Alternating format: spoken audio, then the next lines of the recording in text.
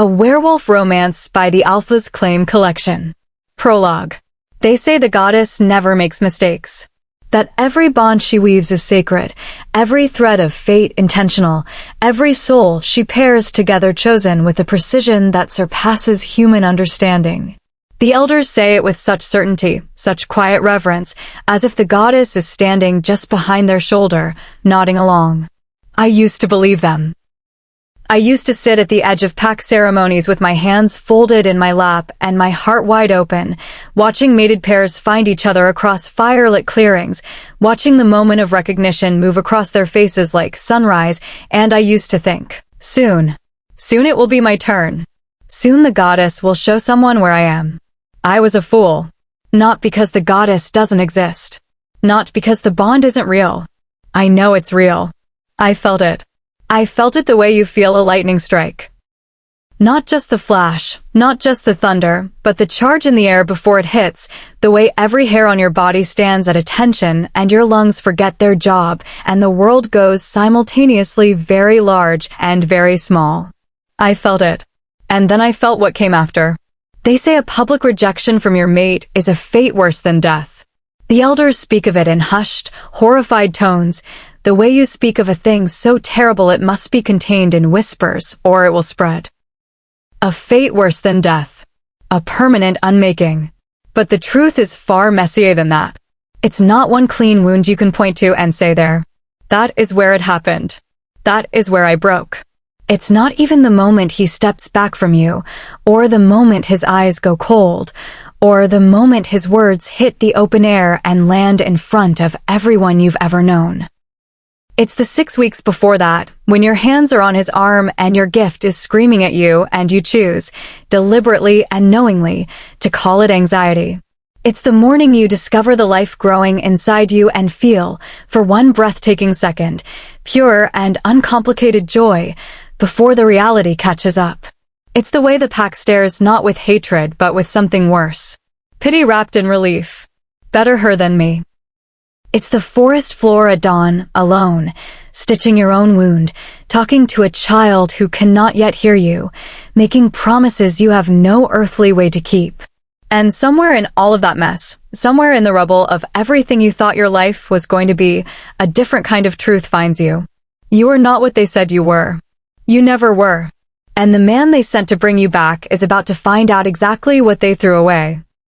Before we dive into today's story, I want to know something. Where in the world are you listening from right now? Drop your location and the time in the comments below. I love seeing just how far this community reaches. There is something extraordinary about knowing that wolves from every corner of the globe gather in this one place for stories like this one. And speaking of extraordinary, today's story is one I need you to be ready for. This is a story about what happens when betrayal meets a woman who refuses to be its ending. About a mother's love that is fiercer than any alpha's rejection. About a second chance that neither of them saw coming and both of them needed more than they knew. If you are here for devastating betrayal, a supernatural comeback, and a love that was built in the ashes of everything that tried to destroy it, you are exactly where you need to be. Hit that like button if you are ready. Subscribe so you never miss a story. And tell me in the comments, where are you listening from, and what time is it where you are? Let's see just how wide our pack truly stretches across this world. We are building something here. A community of wolves who know that the best stories are the ones where the woman they tried to bury comes back as the queen they never saw coming. Alright, let's begin. Chapter 1. The lie she could always feel. The boy's fever had broken an hour ago, but his mother didn't know that yet. She was still sitting on the edge of his cot with her hands twisted together in her lap, her eyes moving between her son's face and mine with the raw, helpless terror of a woman waiting for the worst. I kept my hands pressed flat to either side of the boy's ribcage, feeling the slow, steady warmth of his returning health move through my palms like water finding its level. This was my gift. Not the herbs. Not the poultices, or the carefully measured tinctures, or the knowledge of which root to crush with which bark to bring down a swelling. Those were skills. Learned, practiced, refined over years of study under the pack's aging healers. Any dedicated wolf could acquire them given enough time and enough patience. No, the gift was the other thing. The thing I didn't talk about at pack gatherings. The thing that made adults step back when I reached for their hands and children press closer because they hadn't yet learned to be afraid of being known. When I touched someone, I felt their truth. Not their thoughts, not their words, not the careful performance of the face they showed the world. Their truth. The raw, unedited current of what was actually moving through them, as clear and immediate as a heartbeat. Fear tasted like copper on the back of my tongue. Grief sat in my chest like a stone dropped into still water. Joy was warmth spreading upward from my sternum, clean and uncomplicated. And lies. Lies had a texture I could never quite describe to anyone who asked. Smooth on the surface, like scar tissue. But underneath, always underneath, that faint electrical tremor. A current running the wrong direction. I had felt more lies than I could count. I had learned, very young, to keep the gift quiet. He's through the worst of it, I told the mother, and felt her relief crash through me like a wave, so powerful and unguarded it nearly made me laugh. Clean relief. No performance, no pretense. Just a mother's love, enormous and simple and real. It was the purest thing I had felt all week. She reached for my hand before I could pull back, squeezing it with both of hers, her eyes bright. Thank you, Elia. Goddess, thank you.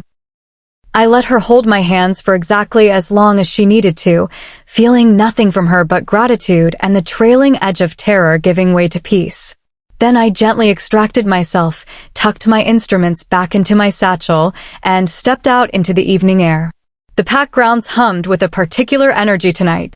I felt it before I saw it, a collective anticipation vibrating through the camp like a plucked string still trembling. Wolves moved with a different quality of purpose, their voices pitched slightly higher, their laughter a little too bright. Children chased each other between the long houses in their best tunics. Somewhere near the communal fire, someone was already drumming a slow, ceremonial beat that settled in the bones and pulled at something ancient. The revelation ceremony. Tonight. I had known it was coming for weeks, of course. You didn't live inside a pack without absorbing its rhythms the way you absorbed weather. The revelation ceremony came once every 2 years, at the peak of the harvest moon, and it was exactly what its name promised, the night the goddess drew back the veil between fated souls and allowed the bond to speak. For most wolves, it was a celebration. A night of hope and destiny and the particular joy of a world clicking into alignment. For me, it had been, for the past several years, a very careful exercise in managing expectation. I had attended 4 of them. 4 times I had stood at the edge of the firelit clearing with my heart making a fool of itself in my chest, and 4 times I had walked home alone, my gift cataloging the emotions of the newly paired around me, joy, disbelief, wonder, love, while I quietly, privately cataloged my own. Longing. The specific exhaustion of hope deferred. And beneath that, the small, stubborn ember that simply refused to go out, no matter how many times the ceremony ended without my name in it. Maybe next time. I had been saying that for 8 years.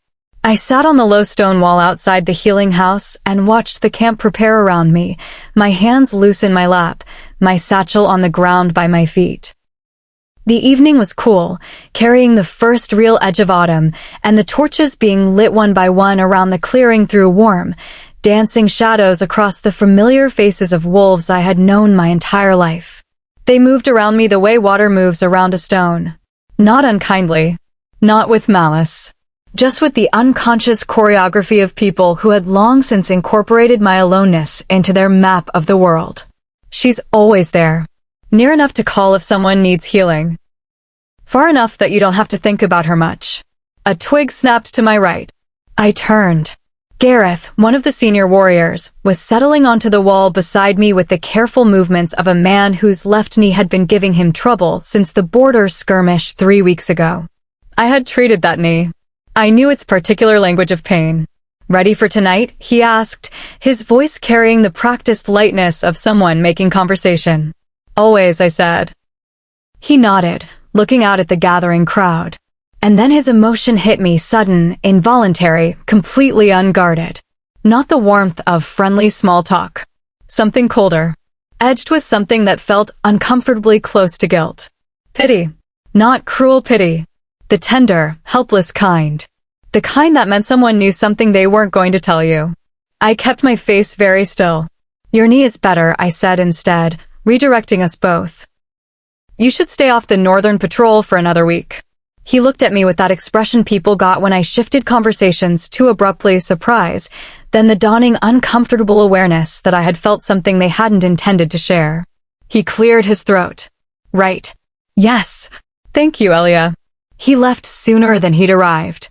I sat with the cool evening air on my face and the drumming working its way into my blood, and I told myself the feeling in his hands meant nothing. Warriors were sentimental about ceremonies. Emotions ran high. It was nothing. I told myself that. My own hands, resting in my lap, had begun to tremble. Breathe, I told myself, the word an old familiar instruction. You are a healer. You are useful. You are here. Whatever happens tonight, you are still here. The fire at the center of the clearing leapt upward as the first of the ceremony logs was added, and the crowd turned toward it with a collective inhale. The drumming shifted tempo. The night was beginning. I picked up my satchel, squared my shoulders, walked toward the light. Chapter 2. What the bond felt like. I stood at the outer ring of the gathering, close enough to see, far enough to leave easily if I needed to. That was the arrangement I had made with myself over the years. Always have the exit visible. Not because I was a coward, I had long since stopped being ashamed of my own self-preservation. But because hope, unmanaged, had a way of making a wreckage of you. I had learned to hold it loosely. To let the ceremony be what it was without staking my entire sense of self on its outcome. I was doing a reasonable job of this. And then Calix walked into the clearing, and every arrangement I had made with myself dissolved like morning frost. He was the pack's newly crowned alpha, 3 months into his title, still wearing the mantle of it with the careful awareness of a man who knows exactly how he looks wearing something.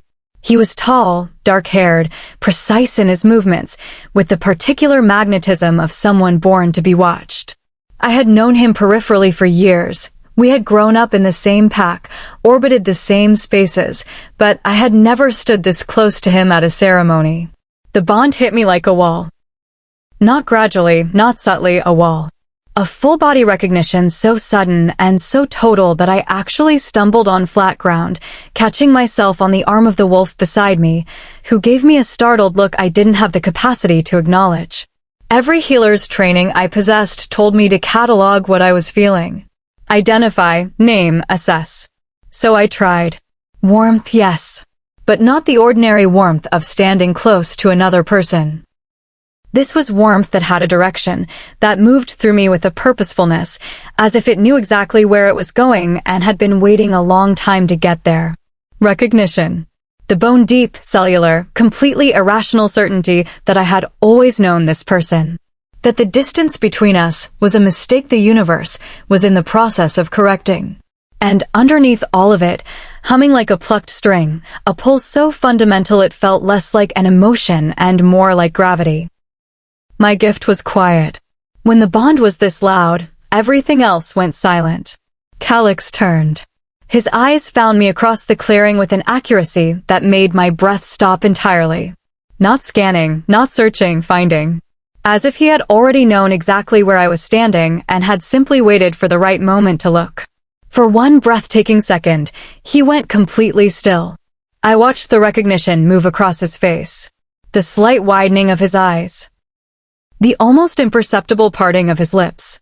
The way his hand, held loosely at his side, closed slowly into a fist as if grounding himself against something overwhelming.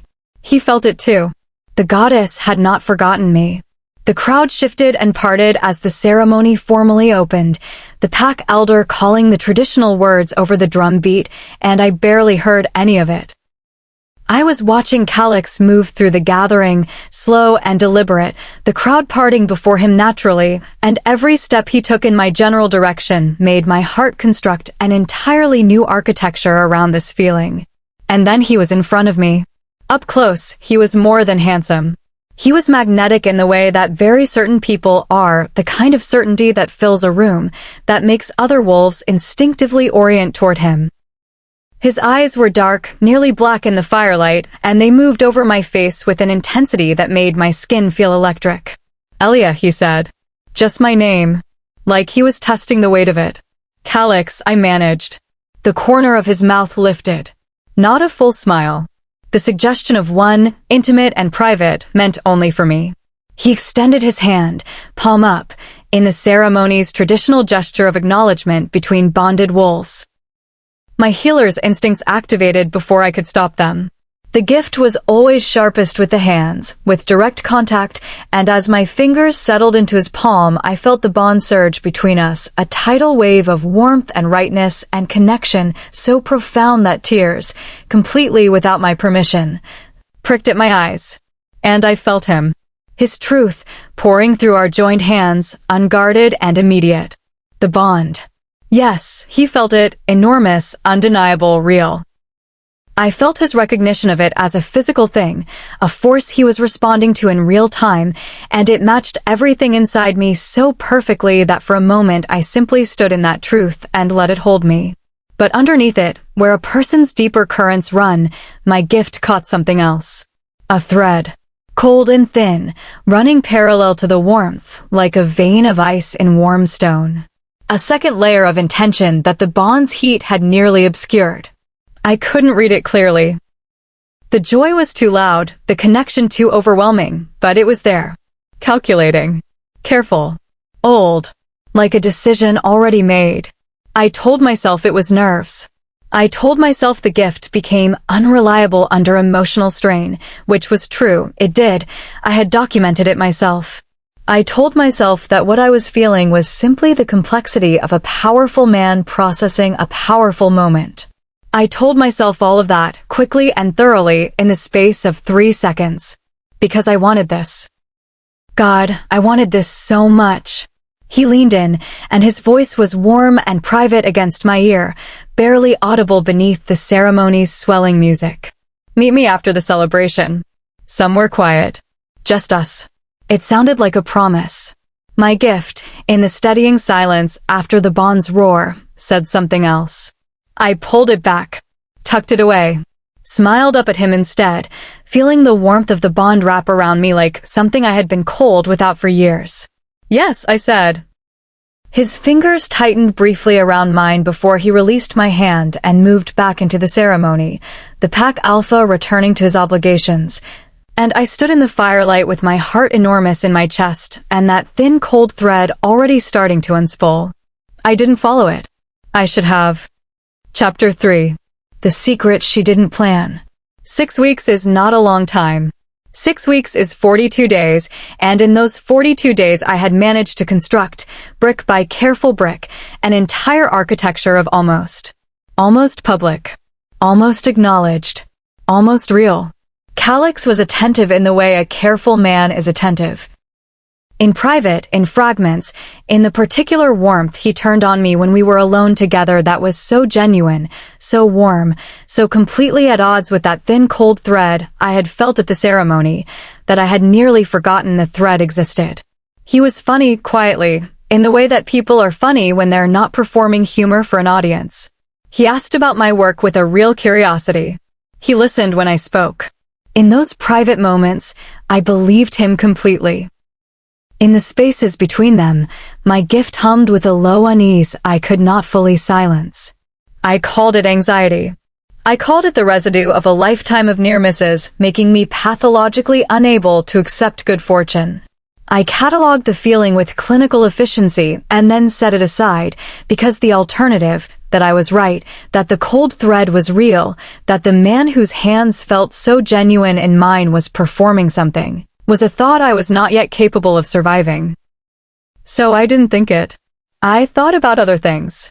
Like the morning, 17 days ago, when I woke before dawn with a nausea so sudden and so complete that I barely made it to the basin.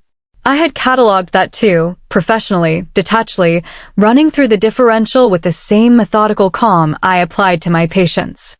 Contaminated water. Late season flux. Stress response. Hormonal fluctuation.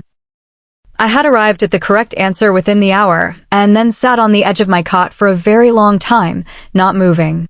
Pregnant. The word had a weight to it I hadn't anticipated. Not the abstract weight of the concept. I was a healer. Pregnancy was a clinical reality I dealt with regularly. I knew its anatomy and its timelines and its risks better than most. But the specific, personal, staggering weight of me, pregnant, now with him. My hand had moved to my stomach without my permission. And sitting there in the gray pre-dawn quiet, I had felt something I genuinely had not expected. Joy. Not complicated, not conditional, not shadowed by the anxiety I had been managing for 6 weeks. Just joy. Clean and immediate and completely disarming, rising through me like the first note of a song I already knew all the words to. This child, this impossibly early, unplanned, theoretically complicated child, already felt like the most real thing in my life. I sat with the joy for exactly as long as I could before the reality began to arrive around its edges. 17 days of sitting with both. Now I sat on the edge of that same cot in the gray evening light, my satchel on the floor, my hands folded in my lap, and I tried to arrange my thoughts into something navigable. I had to tell him. The logic was simple enough. He was the alpha. This was his child.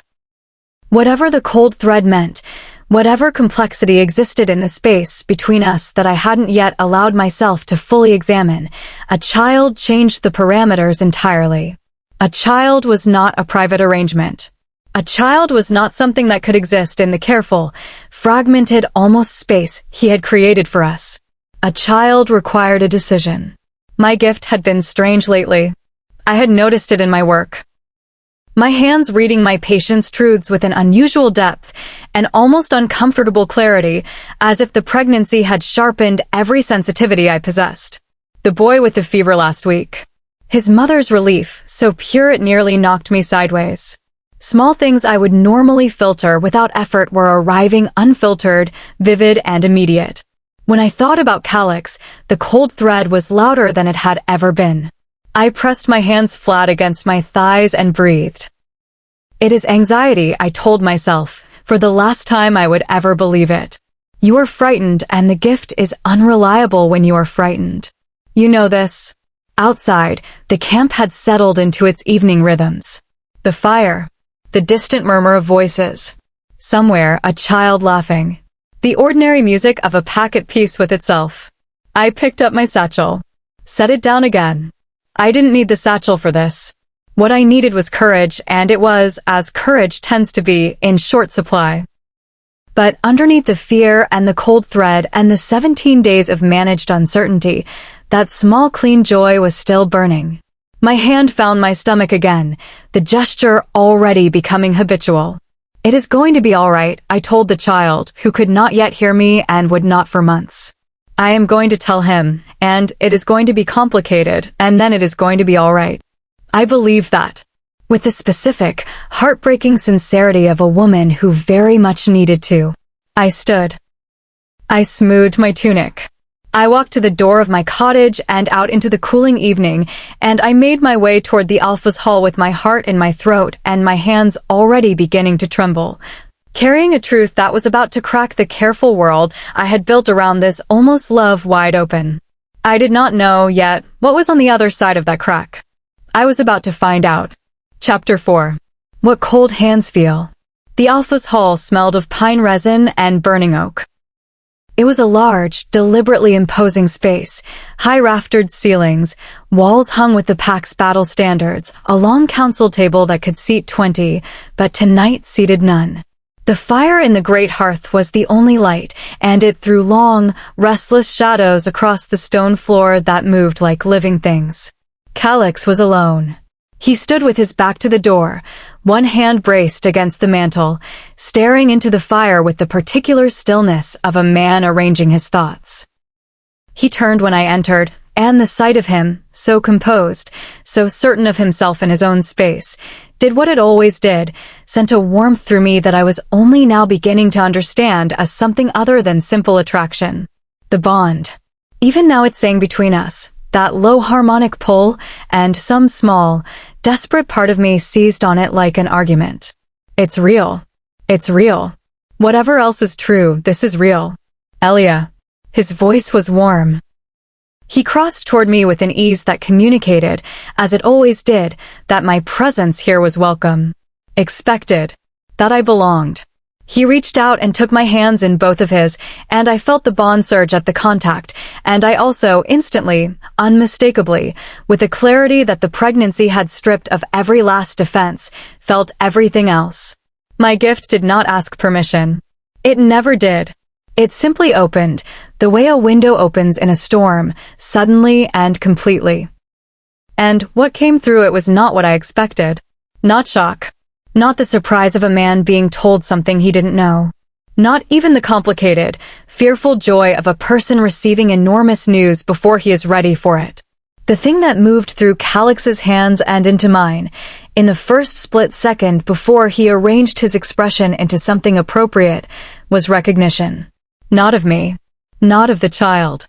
Of a moment he had been waiting for. My gift named it before my mind caught up. It was the specific, terrible relief of a man whose carefully constructed plan had just arrived on schedule. I stood very still. Tell him, I instructed myself. You came here to tell him. Tell him and feel what comes next. Don't decide what it means before you know. I need to tell you something, I said, and my voice came out steadier than I deserved credit for. His thumbs moved in slow circles on the backs of my hands. Attentive. Present. Practiced. Of course. What is it? And I said it. I'm pregnant. The silence that followed was 3 seconds long. I counted them because my gift was counting everything, cataloging the precise sequence of what moved through him in the aftermath of those 2 words. First, that same recognition. The plan arriving on schedule feeling, sharp and immediate, gone so quickly I might have missed it if my gift hadn't been stripped raw. Then, constructed on top of it with the skill of a very practiced man concern. Carefully measured. Appropriate in quantity. The concern of someone who understood what expression the moment required. He let go of my hands. The absence of contact was immediate and total, a cold space where warmth had been. He took a single step back, not large, not dramatic, but deliberate, and raised one hand to his jaw, and I watched him perform the calculation behind his eyes even as his face held the composed mask of a man taking a serious moment seriously. Elia. My name again, but the weight had changed. No longer the testing the sound of it intimacy of the ceremony. Now it was the weight of a verdict being prepared. It's yours, I said, because the silence had stretched and I needed something in it. I'm carrying your child. His eyes met mine, and for one unguarded half-second I saw it, the real thing, underneath all the performance. Not love. Not fear. Not even guilt. Calculation. Cold and clean and absolute. He stopped. Started again. That's a significant thing to say. It's a significant thing to be, I said. He turned and moved to the council table, putting his back to me, one hand pressed flat on its surface. I watched the line of his shoulders, the controlled set of them, and I kept my hands loose at my sides and I made myself breathe and I waited. When he turned back, the mask was fully in place. The warm, careful, reasonable alpha. The man who always knew the right thing to say. You know I care about you, he began. No. My gift answered the statement before he finished it. No, that's a hinge. That's the sentence a door swings on. But our situation, he moved his hand in a gesture that encompassed, apparently, everything. You're an Omega-class healer. Elia. The Pax alliances, the political framework I'm building, a Luna needs to come from. Don't. The word came out before I could stop it. Quiet, but absolute. Don't explain it to me like a policy decision. He stopped. The fire crackled between us. Did you know? I asked. The question arrived from somewhere below thought, below strategy, below every careful thing I had constructed to protect myself. From the beginning, from the ceremony, did you know you were going to do this? He said nothing. In 6 weeks of carefully maintained almost love, he had never been silent before. He always had the right word, the right gesture. The warm, reasonable response that kept me exactly where he needed me. The silence was its own answer. But my hands needed to know it completely, and before I understood what I was doing, I crossed the space between us and I pressed my palm to his forearm. The gift opened. And what came through was not cruelty. Cruelty would have been almost bearable. What came through was something colder and more complete. A long, mapped, deliberately navigated decision that predated the ceremony, predated our private meetings, predated every warm and genuine-seeming moment that I had built my fragile hope upon. He had known about my lineage before the ceremony, known about the gift. The mate bond had been, for him, not a revelation but a complication, one he had managed with the efficient precision of a man who had already decided what his future looked like before the goddess weighed in. The warmth I had felt in his hands had been real. Some of it. The bond was real, and he had not been entirely performing. But it had not been enough. I had not been enough. I had never, not for a single moment, been the point. I pulled my hand back. My face felt very far from the rest of me. He reached out and gently, deliberately, removed my hand from his arm. His fingers around my wrist were not rough, which was somehow worse. Careful. As if I were a patient he was managing. As if I were a situation that required a certain kind of handling. The child cannot be publicly mine, he said. His voice was low and even and mercilessly kind. I think you understand that. I looked at him for a long moment. I understand exactly what you are, I said. I turned. I walked to the door. My legs were doing something extraordinary, carrying me forward with a steadiness that bore no relationship to what was happening inside my chest, where something enormous was quietly and completely coming apart. His voice followed me. Elia. Still that reasonable tone. Still that careful management. This doesn't have to be. I closed the door behind me. The night air hit my face, cold and immediate and real, and I stood on the threshold of the Alpha's hall with my hands shaking and my gift still reverberating with the echo of everything I had just felt, and I understood with perfect clarity, for the first time, that I had not been betrayed tonight. I had been confirmed. The cold thread I had felt at the ceremony, the one I had named anxiety and set aside for 6 weeks, had been the truth the entire time. I had simply chosen not to listen to it. I pressed my hand to my stomach. The clean joy was still there, remarkably, impossibly unchanged by any of it, steady as a held note beneath the wreckage of everything else. You, I thought to the child. You I am keeping. I walked away from the light, and I did not look back. Chapter 5. A public grave. I told myself not to hope. I said the words out loud, alone in my cottage in the gray hours before dawn, sitting on the edge of my cot with my hands in my lap and the cold truth of the previous night still settled in my bones. I said them slowly, deliberately, as if the saying could make them true. Do not hope. You know what this is. You felt it. You know.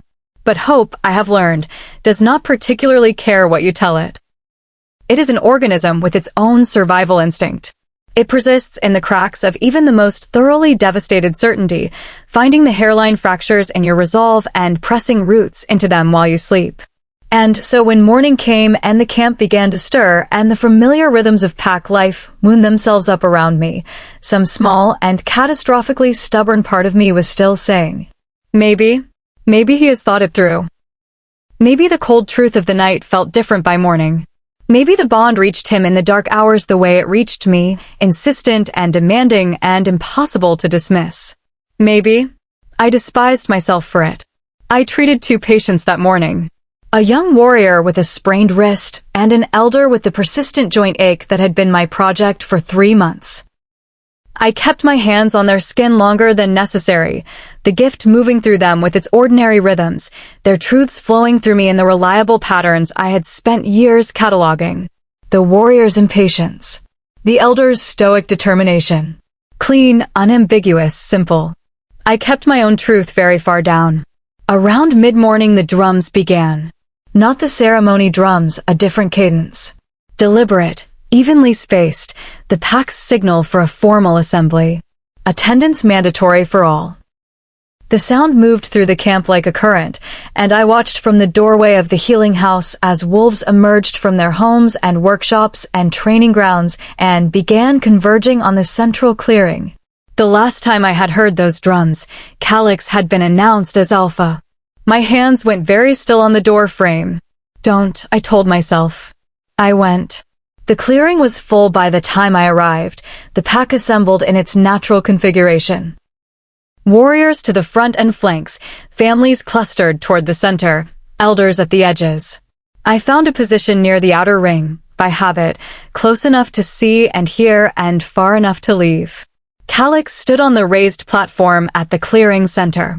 He was dressed in his formal Alpha's attire, dark leather, the pack's insignia at his chest, and he looked exactly as he always looked. Composed. Precise. Certain. The very picture of a leader confident in his own authority. He began speaking about the pack's future, about strength and alliances and the stability of their position in the regional hierarchy. His voice carried the way powerful voices carry, filling the clearing with an ease that required no effort on his part. People listened the way they always listened to him, willingly, attentively, with the particular openness of a group that trusted their leader. I stood very still and I listened and I kept telling myself the story I needed to be false. Maybe. The strength of this pack, Calix said, his voice taking on the particular resonance of a man arriving at his point, depends on the integrity of our most sacred bonds. The mate bond is not merely a personal matter. It is a public trust, a cornerstone of our stability. Something cold moved through the air. My gift felt it before I understood it. A wave of foreknowledge moving through the wolves closest to the platform, a ripple of collective tension that spread outward through the crowd like a stone dropped in water. Several people near me shifted their weight. Several people near me did not look at me. There are wolves among us, Calix continued, his voice measured and reasonable and utterly devastating, who have misrepresented the nature of their connection to leadership. Who have claimed, or implied, a bond status that serves their personal interests rather than the pack's. The word claimed landed in my sternum like a blade. I did not move. This pack cannot afford manipulation at its foundation. We cannot afford wolves who use the sacred language of the bond as a tool for personal advancement. It is a betrayal of everything we stand for. He had not said my name. He did not need to. The eyes came first. A few, then more, then the crowd's collective gaze shifting and finding me at the outer ring with the slow, terrible inevitability of a tide coming in. Not hostile. Not hateful. That would have been something to push against, something with edges I could meet. This was softer. More thorough. Pity. Embarrassment on my behalf. The uncomfortable relief of people who were glad the story was about someone else. And then the worst of it, the validation. Several wolves near the front nodding along with a knowing that said they had suspected. That this confirmed something. That the outcast healer had reached above herself and been correctly returned to her place. I stood inside their collective gaze, and I felt every single thread of it, my gift receiving it all without mercy, and I kept my face as still as I knew how to keep it, and I breathed. On the platform, Calix was now introducing his chosen Luna.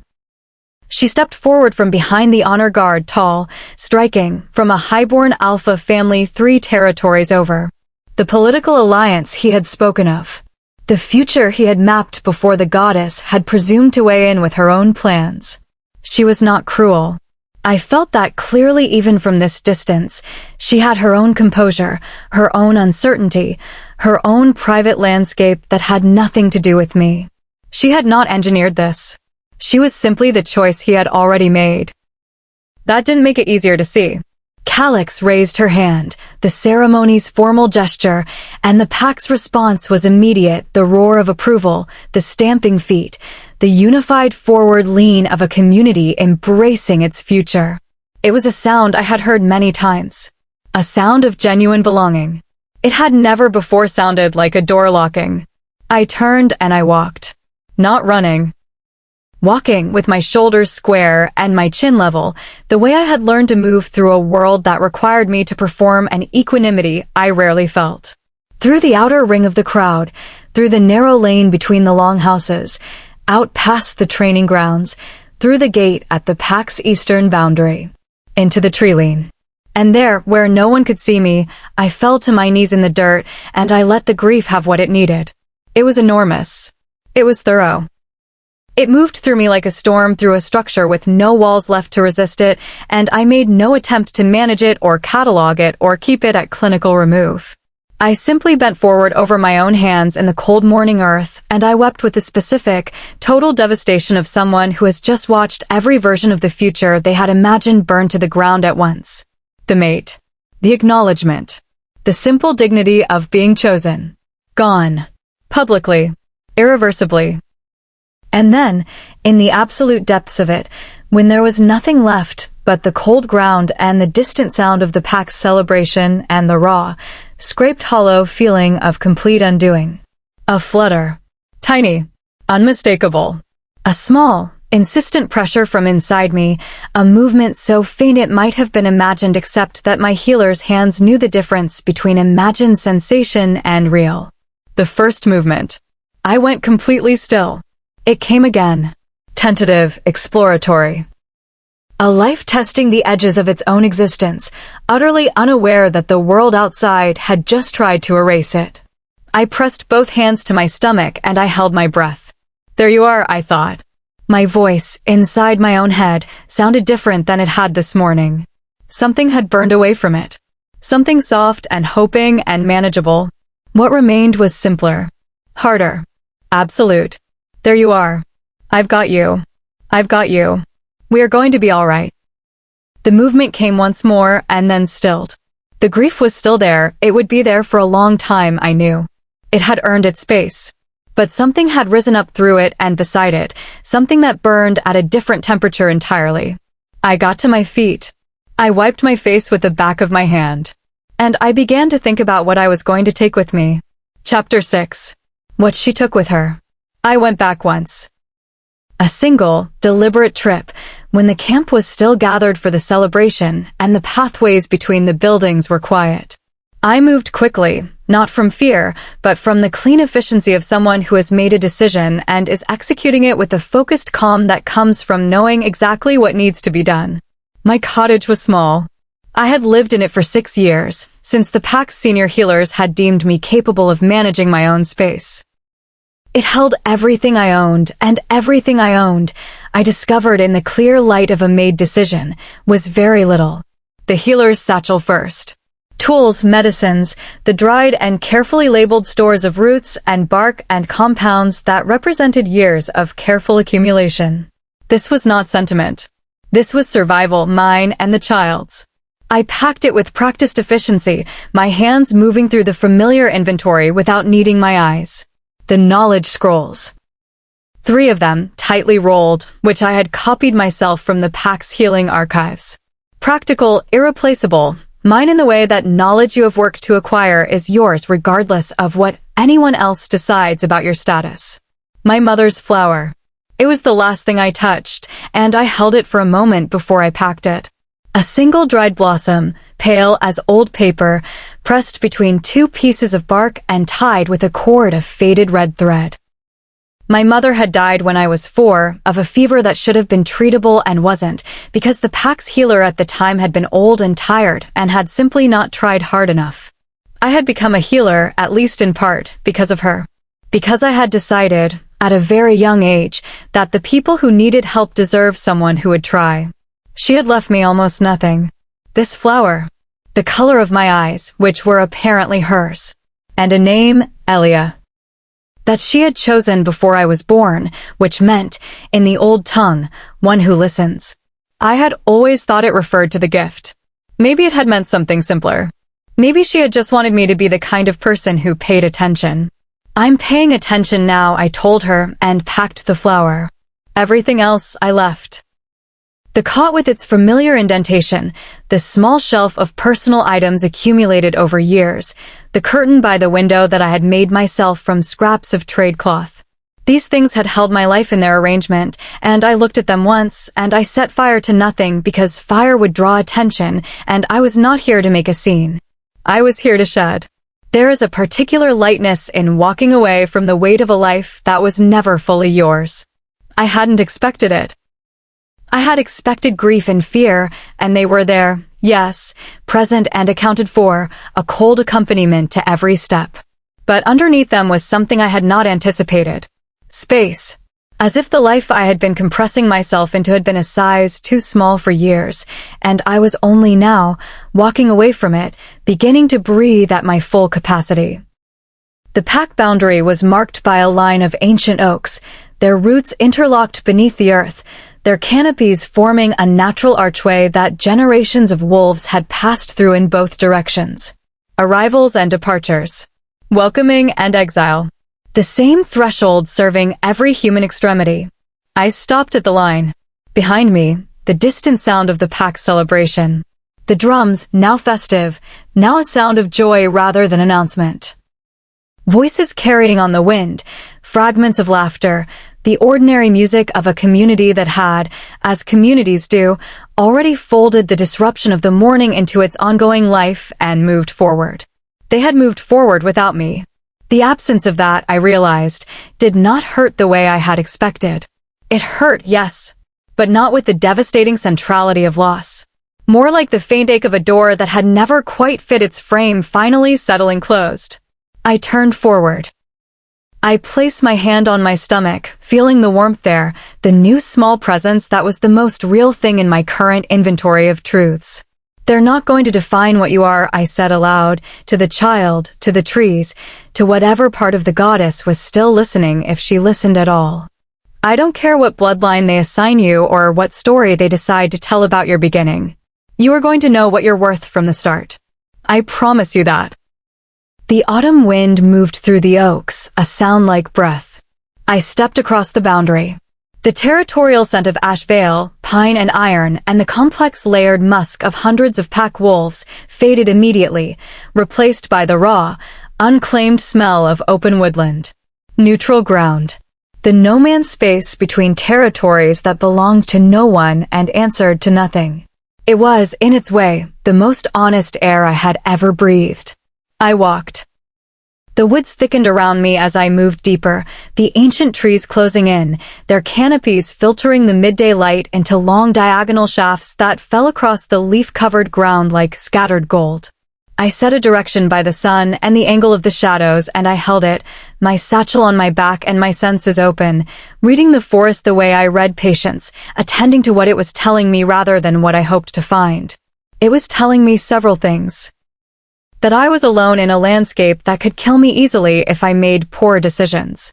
That the weather was turning, a cold edge to the wind that would mean rain by nightfall. That my body, doing what it was doing, would require rest and food at intervals that survival mode was going to have to accommodate rather than override. And this one arrived last, quieter and more unsettling than the rest, that I was crossing into something new. Not just woodland. Not just unclaimed space. Ahead of me, perhaps 2 hours at my current pace, the trees were changing. Darker. Older. More deliberate in their density, as if something had cultivated them over a long time to form exactly the kind of barrier they formed. Territory. I knew the stories about the territory ahead the way every wolf in the region knew them. You learned them young, at your mother's knee or around the communal fire, in the tone reserved for things meant to discourage exploration. Nighthollow. The alpha who ruled it had lost his mind to grief, or so the story said. His pack was feral, suspicious, territorial to a degree that bordered on hostile. Wolves who wandered into Nighthollow without invitation did not always wander back out. I stood at the edge of what I could clearly identify as their outer perimeter, and I considered my options for exactly as long as it took to inventory them. Behind me, certain erasure.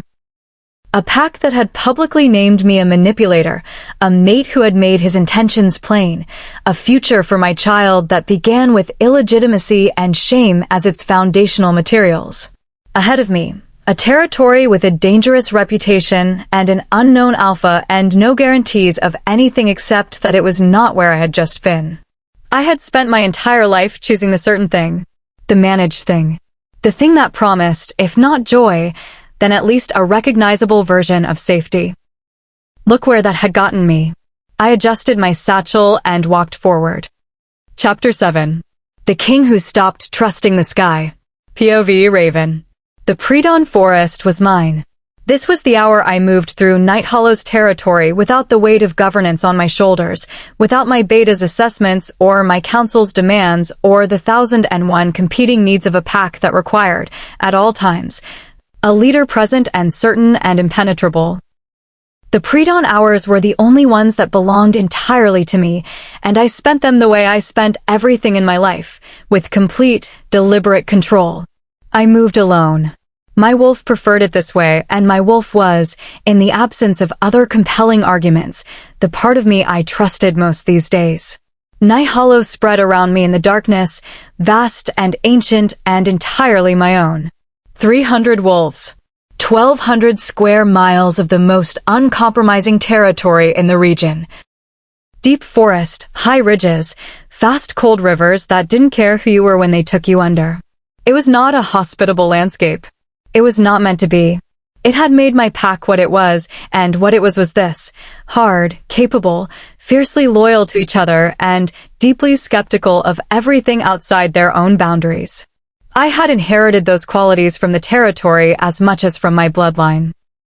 I ran the eastern ridge in my wolf form, letting the cold air strip away the night's residue of administrative responsibility, feeling the particular clarity that came from pure physical movement. Below me, the pack's lights were beginning to appear in the pre-dawn dark, the first fires lit, the earliest risers beginning their routines. I knew every one of those lights by name. Every wolf whose window glowed at this hour, every family whose morning fire burned in its distinctive place.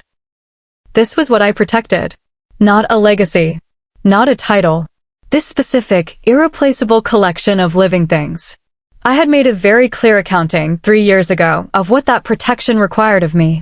I had itemized it carefully, the way you itemize a wound when you're the healer as well as the patient, because being honest about damage is the only way to manage it correctly. The accounting went like this. My first beta had been my closest friend for 12 years. Grew up beside me, trained beside me, stood at my back in every fight I had ever entered. I had trusted him with everything, my strategies, my vulnerabilities, my history, and eventually, through his careful engineering, my heart. He had introduced me to my fated mate. He had not known she was my fated mate when he introduced us, or so I believed for the 2 years she was in my life. Later I understood that he had known exactly what she was, and had placed her precisely because of it. Her name was Vera. She was extraordinary. I had thought so from the moment I met her, and I had gone on thinking so, with deepening certainty, for 26 months.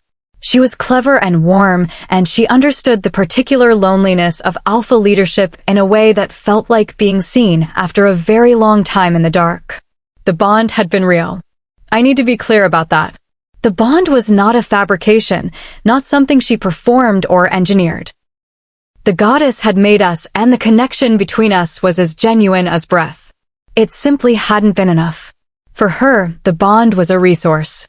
One she used with the same cool efficiency she brought to everything else, extracting from it what she needed, which was access to my plans, my pack's defenses. The routes, the rotations, the specific architecture of Trust One had built around Nighthollow's security. She had fed all of it to my enemies for 3 years.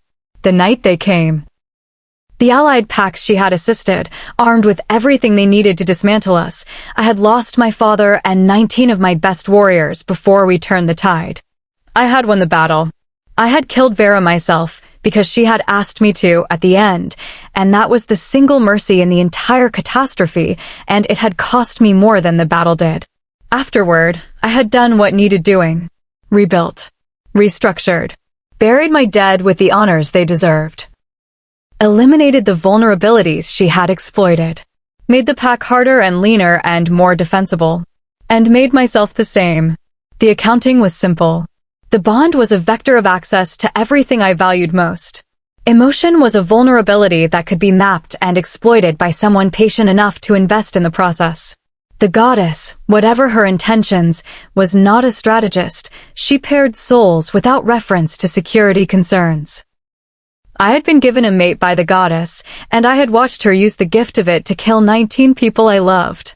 I was done with what the goddess gave. I slowed to a stop at the crest of the eastern ridge, shifting back to my human form, standing in the gray pre-dawn in the specific silence of a high place before the world wakes up. The cold was clean and immediate, and I welcomed it. I dressed without hurry, my breath clouding in the air, my eyes moving over the territory below with the particular satisfaction of something owned and managed and secure. Then the wind shifted. It was subtle at first, a change in the air's direction, carrying with it the ordinary sense of the deep forest below the ridge. Earth, damp leaves, the resinous cold breath of old trees. My wolf cataloged it automatically, the constant background assessment of a predator's senses. And then stopped. A new scent. Female. Wolf. Not Nighthollow, none of my pack's layered territorial scent, none of the complex signature that marked a wolf who had lived inside these boundaries. Completely foreign. Exhausted, underneath, the way a wolf smells when they have been running for a long time on insufficient rest. And something else, something that my wolf identified before my rational mind caught up with the implications. A second heartbeat. Small. Nascent. Pregnant. I stood very still on the ridge. My wolf was doing something unusual. Not the alert, hostile focus of a predator identifying a territorial incursion, though this was, objectively, an incursion, and my response to incursions was both established and efficient. This was something else. A quality of attention I had not felt in 3 years. A pull toward the source of the scent that had nothing to do with threat assessment and everything to do with something I had spent 3 years burying so thoroughly I had genuinely believed it gone. Curiosity. And underneath that, something I am not naming. I told myself I was naming it. I was naming it threat assessment. I was following the scent because it was my territory and I had an obligation to know what was in it. I descended the ridge. The scent led me southeast through old growth, across a cold stream, into a section of deep forest where the canopy was so thick the dawn light hadn't yet reached the floor. I moved in my human form, quietly, because whatever I was going to find I wanted to see before it saw me. What I found stopped me at a distance of 20 feet. She was on one knee at the base of a massive oak, her back braced against the bark, working. Not resting. Working with a focused, deliberate efficiency that was completely at odds with her circumstances, which were objectively terrible. She had a wound in her side, visible through the torn fabric of her tunic, not deep but ragged at the edges, and she was stitching it herself with healer's thread and a bone needle, her movements practiced and steady. She was visibly pregnant. She was completely alone. Her satchel was on the ground beside her, its contents arranged with a meticulous care that told me she had stopped to do this deliberately, choosing her moment and her method with the same professional calm a field medic brings to a situation with no good options. She was, I noted, very good at the stitching. I stood in the shadow of the trees and I watched her for 60 seconds, which was 55 seconds longer than threat assessment required, and I told myself the time was necessary. Her face, in profile, was set with the specific concentrated expression I had only ever seen on my best fighters entering a losing battle, not the absence of fear, but fear fully acknowledged and set deliberately aside in favor of what needed to be done. There was no performance in it. There was no audience. She was alone in the dark doing what needed doing, and she brought to it the same quality of attention she would have brought with 100 witnesses. That told me something. The people who are the same when no one is watching, they're a rare and specific kind. She finished the last stitch, tied it off with a neat knot, pressed the back of her wrist to her forehead for one moment, the single concession to exhaustion she allowed herself, and then began efficiently repacking her satchel. That was when she stilled. Her head came up slowly, the way a prey animal does when it processes that it has been watched long enough that denial is no longer available. Her body went completely motionless, her hands still on the satchel, her breathing calibrated to stillness. Then she turned and looked directly at me, in the darkness, across 20 feet of forest floor, with eyes that were clear and direct and entirely unafraid in a way that was either profound courage or profound exhaustion, and might have been both. We regarded each other. I was waiting for the fear response. The submission posture, the dropped gaze, the instinctive physical language of a lone wolf in hostile territory confronting an alpha on his own ground. It was a reliable sequence. It told me what I needed to know about a wolf's character and threat level, and in 3 years of patrolling these borders, I had seen it hundreds of times. She straightened her spine. She looked me directly in the eye, blood on her hands and a fresh wound in her side and a life growing inside her, and she said, in a voice that was steady and unadorned and completely devoid of performance, "I know this is your territory. I'm not asking to stay. I just need one night." The forest was very quiet. Something moved in my chest that I had spent 3 years refusing to name. I looked at her for a long moment. At the blood on her hands, the calm in her eyes, the absolute unadorned honesty of someone who had stripped themselves down to exactly what was true and was offering it plainly, without ornamentation. Because ornamentation was something she had apparently decided she was done with. My gift, the ability to read intent, honed over years of ruling a pack full of complex allegiances, reached toward her. Nothing. Not the nothing of a blank, unreadable person. The nothing of a person with nothing to hide. I turned and began walking back toward camp. One night I said, and did not check whether she followed. She did. The thing in my chest, whatever it was, settled into a warmth I told myself was simply the satisfied competence of a king fulfilling his obligation to the weak. I was, of course, lying. I knew that by the time we reached camp. I filed it away regardless, in the place where I kept the things I was not ready to examine, and I walked through the pre-dawn dark with a stranger at my back and the faint, impossible warmth of that thing in my chest, and I gave it, for now, no name at all.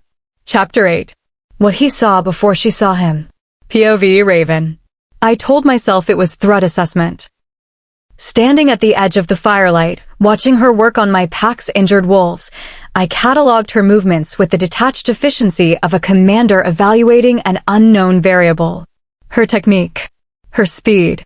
The way she moved between patients without wasted motion, her hands finding each wound with an unerring accuracy that spoke of years of genuine practice rather than performed competence. Threat assessment. That was the only reason I was still standing here 40 minutes after I should have returned to my study.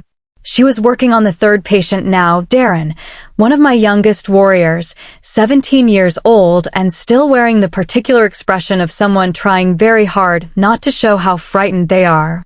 He had taken a deep slash across the upper arm in a border skirmish 2 days ago that my own healer had cleaned and bound but not fully closed. It had been pulling at the edges since. I watched her sit beside him. She didn't immediately reach for her instruments. She just sat. Close enough that her presence was a physical warmth, far enough that it wasn't an imposition. She said something to him quietly, too quiet for me to catch at this distance, and I watched Darren's rigid shoulders drop by 3 inches. Then she placed her hands over his, both of them, holding them loosely in her lap, and she just held them for a moment. Whatever she did in that moment, whatever moved through the contact, Darren exhaled the specific kind of breath that comes from a body releasing something it has been clenching for too long. His face changed. The fear didn't disappear, but it became manageable. Named. He nodded once, and she released his hands and reached for her instruments with the smooth continuity of someone who had already done the most important work before the tools came out. I had seen skilled healers. I had employed several over the years. I had never seen one do that first. Soren appeared at my left shoulder with the silence she had perfected over years of serving as my beta. She stood beside me for a moment, both of us watching. "She's good," Soren said. Flat, factual, the tone she used when she was offering information she was reluctant to validate emotionally. "Yes," I said. "You've been standing here 40 minutes. I'm aware." A pause. "The patrol report is on your desk." "I'll read it." Neither of us moved. Across the firelit space, the woman finished binding Darren's arm with a clean strip of cloth and said something that made him, impossibly, almost smile. He was 17, and he had been sulking about the injury for 2 days, and she had made him almost smile in under 10 minutes with her hands and her quiet words and whatever gift she carried in her touch. The warmth in my chest pressed outward against its containment. One night, Soren said, her voice carefully neutral. That's what you told her. That's what I told her. Another pause, longer. Raven. Her voice was different now. The beta voice, the one that cut through the alpha performance and spoke to the man underneath. What are you doing? The honest answer was that I didn't know.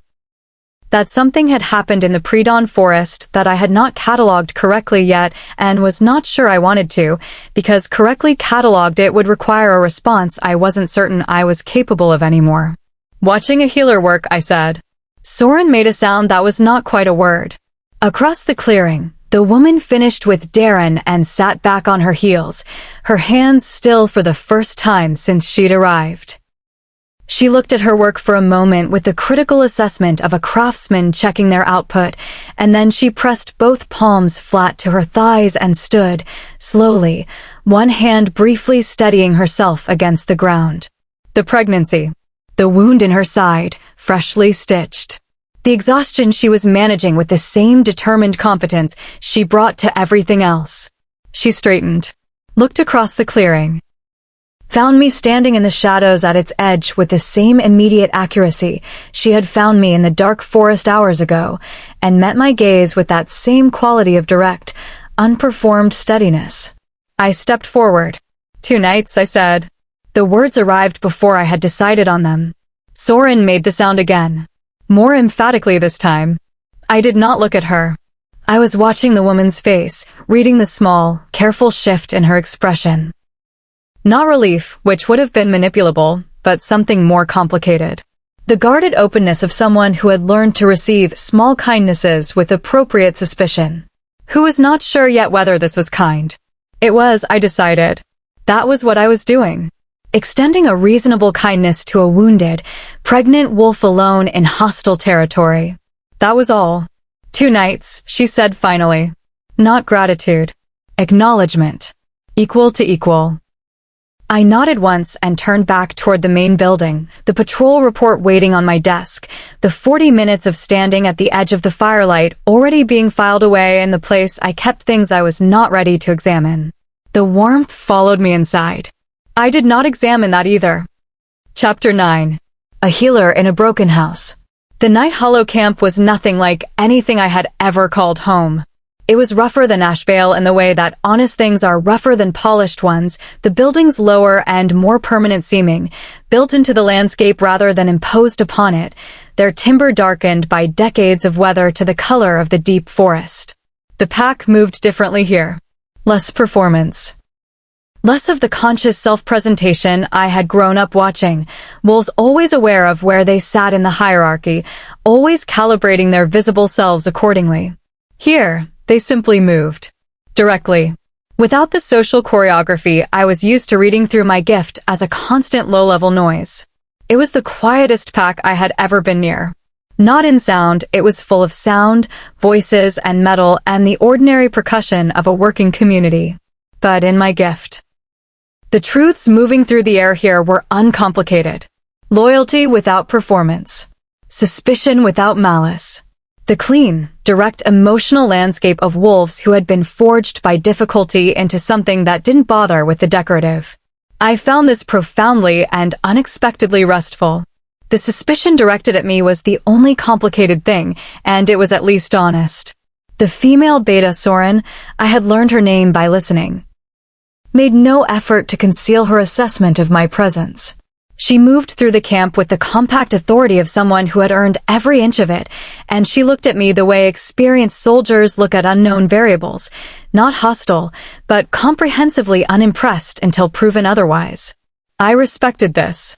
On the morning of my second day, 3 injured wolves appeared at the edge of the space I had been given. Not sent, I noted, simply present, their injuries the kind that had been treated but not resolved, still pulling and tight and needing a second attention. They stood at a cautious distance and looked at me with the particular expression of people who needed something and were not sure asking was safe. I set down the dried root I had been sorting. Sit, I said. They sat. The first 2 were straightforward. a poorly closed gash that needed restitching, a sprained shoulder that had been bound too tight, cutting circulation and extending rather than shortening the healing time. I worked through both with the focused efficiency of someone who had been doing this since she was 15 and felt, through my hands, the gradual dissolution of their wariness into a simple, unguarded relief. The third was Darren. He was younger than I had realized from a distance, 17, perhaps 18.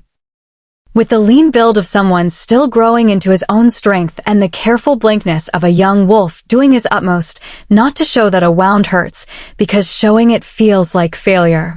I had treated this particular configuration of pride and pain many times. I sat beside him and I didn't reach for my instruments. I asked him his name. He told me. I asked him how it happened.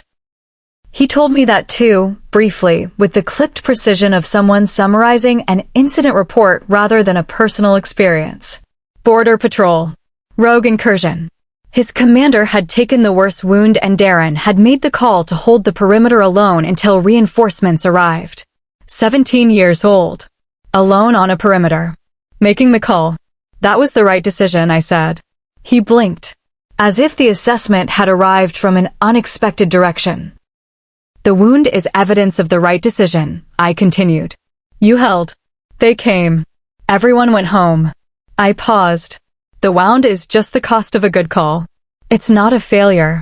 He looked at me for a long moment. 17, trying very hard to be 30, in a pack where hardness was the native language. Something softened in his face. Just for a moment. I reached for my instruments. When I finished, I pressed my palm lightly over the new binding and felt the wound's progress. Clean, the inflammation receding, healing correctly now. It would leave a scar. He would wear it the way his packmates wore theirs, as an addition to the honest record of his life. 2 weeks, I told him. Don't use it for 2 weeks or you'll undo the closure. He nodded. Started to rise. Stopped. How did you know? He asked. About the decision. You weren't there. Your hands told me, I said simply. He looked at my hands and then at his own, and then back at me with an expression that was not quite understanding, but was adjacent to it. Then he left. I sat back and breathed, and the camp around me had changed by a fraction, a degree of temperature, a subtle recalibration of orientation. The wolves who had been watching from careful distances had drawn, without apparent decision, a few feet closer. The gift moved through the open air and read them without my asking. Still cautious. Still watchful. But no longer closed. A question opening where a statement had been. Who is she? I was asking myself the same thing. Not rhetorically. Practically. The woman I was in this camp was not the woman who had been managed and contained and used for her utility in Ashvale. That woman had known, on some level, that her smallness was partly self-imposed, a strategy, a way of being that cost less and bled less than the alternative. That woman was gone. What was replacing her, I didn't have a complete picture of yet. But she stood differently. She took up more space. She looked at the alpha of Nighthollow without dropping her gaze, and something in her had decided, with a quietness that felt permanent, that the next person who reached for her gift as a resource rather than a person was going to find a great deal less accommodation than the last one had. Footsteps behind me. Measured. Deliberate. I did not need to turn to know who it was. Your patients are satisfied, Raven said. Your patients needed better follow-up, I said. A pause. My healer is thorough. Your healer bound a shoulder too tight and is going to have a wolf with long-term circulation damage in 6 months if no one catches it. I turned then because the conversation required it. He was standing at the edge of the space, arms crossed, silver eyes moving over the now empty area with the assessment of a man accounting for variables. I caught it. You're welcome. Something moved in his face. Not quite amusement. The suggestion of it, pressing against the controlled surface of his expression and not quite making it through. 2 nights ends tomorrow morning, he said. I remember. He held my gaze for a moment that lasted slightly longer than the statement required. Then 3 nights, he said. The almost amusement reached his eyes this time, briefly, before the control reclaimed it. He turned and walked back toward the main building. I watched him go, and my gift, brushing the air he left behind, caught the trailing edge of something that made my breath come shorter. Not calculation. Not strategy. Not the cold-managed intention I had felt so many times from so many people. Something unguarded. Something he hadn't meant to leave where I could reach it. Warmth. Real, involuntary, and clearly inconvenient to its owner. I pressed my hands to my stomach. He's interesting, I told the child. The child, characteristically, offered no opinion. I went back to sorting my dried roots, and the camp around me hummed with a frequency that was, very quietly, beginning to feel like something I recognized. Not home. Not yet. Not quite. But the direction of it. Chapter 10. The things we don't say at night. I found her at the edge of camp. She was sitting on a low flat stone at the tree-line's margin, the camp's firelight reaching her in fragments through the gaps between the buildings, her hands resting on her stomach in the gesture I had already come to associate with her, not conscious, not performed. Simply the instinctive orientation of a woman in ongoing conversation with a life she was protecting. She was talking, too quietly to hear from where I stopped. A murmur, continuous and low, the cadence of it not a monologue but a dialogue, the rhythm of someone who asked questions even without expecting answers. I stood in the shadows and watched her for 30 seconds. I told myself this was becoming a habit I needed to examine. I examined it briefly and then walked forward anyway, because the honest answer was that I had been in my study for 3 hours trying to read a patrol report and had read the same paragraph 11 times without retaining a word of it. And at some point strategic denial becomes a greater inefficiency than the thing you're denying. She heard my footsteps, but didn't startle, which told me her senses were sharp beneath the exhaustion. She turned her head, found me in the low light, and then moved fractionally on the stone in a gesture that was not an invitation, precisely, but was the negative space of one. I sat beside her. Not close. A deliberate distance. Appropriate. The forest was dark beyond the tree-line, full of the nighttime sounds of my territory, the quiet industry of nocturnal animals, the wind in the high branches, the distant rush of the eastern river. I knew every frequency of it. I had catalogued this particular acoustic landscape so thoroughly that any deviation from it would register in my sleeping mind. Right now it was doing something I hadn't anticipated. It was comfortable. We sat in silence for a while. It was not an awkward silence. It was the silence of two people who had spent enough time in their own company that they knew the difference between silence that needed filling and silence that didn't. I realized, comfortable. I was not usually comfortable. "Does it ever stop?" she said, without turning. I waited to see if the question would complete itself. "The part where you don't trust anyone," she added. Still not turning, still looking at the dark tree-line, her voice matter-of-fact rather than plaintive. She was not asking for reassurance.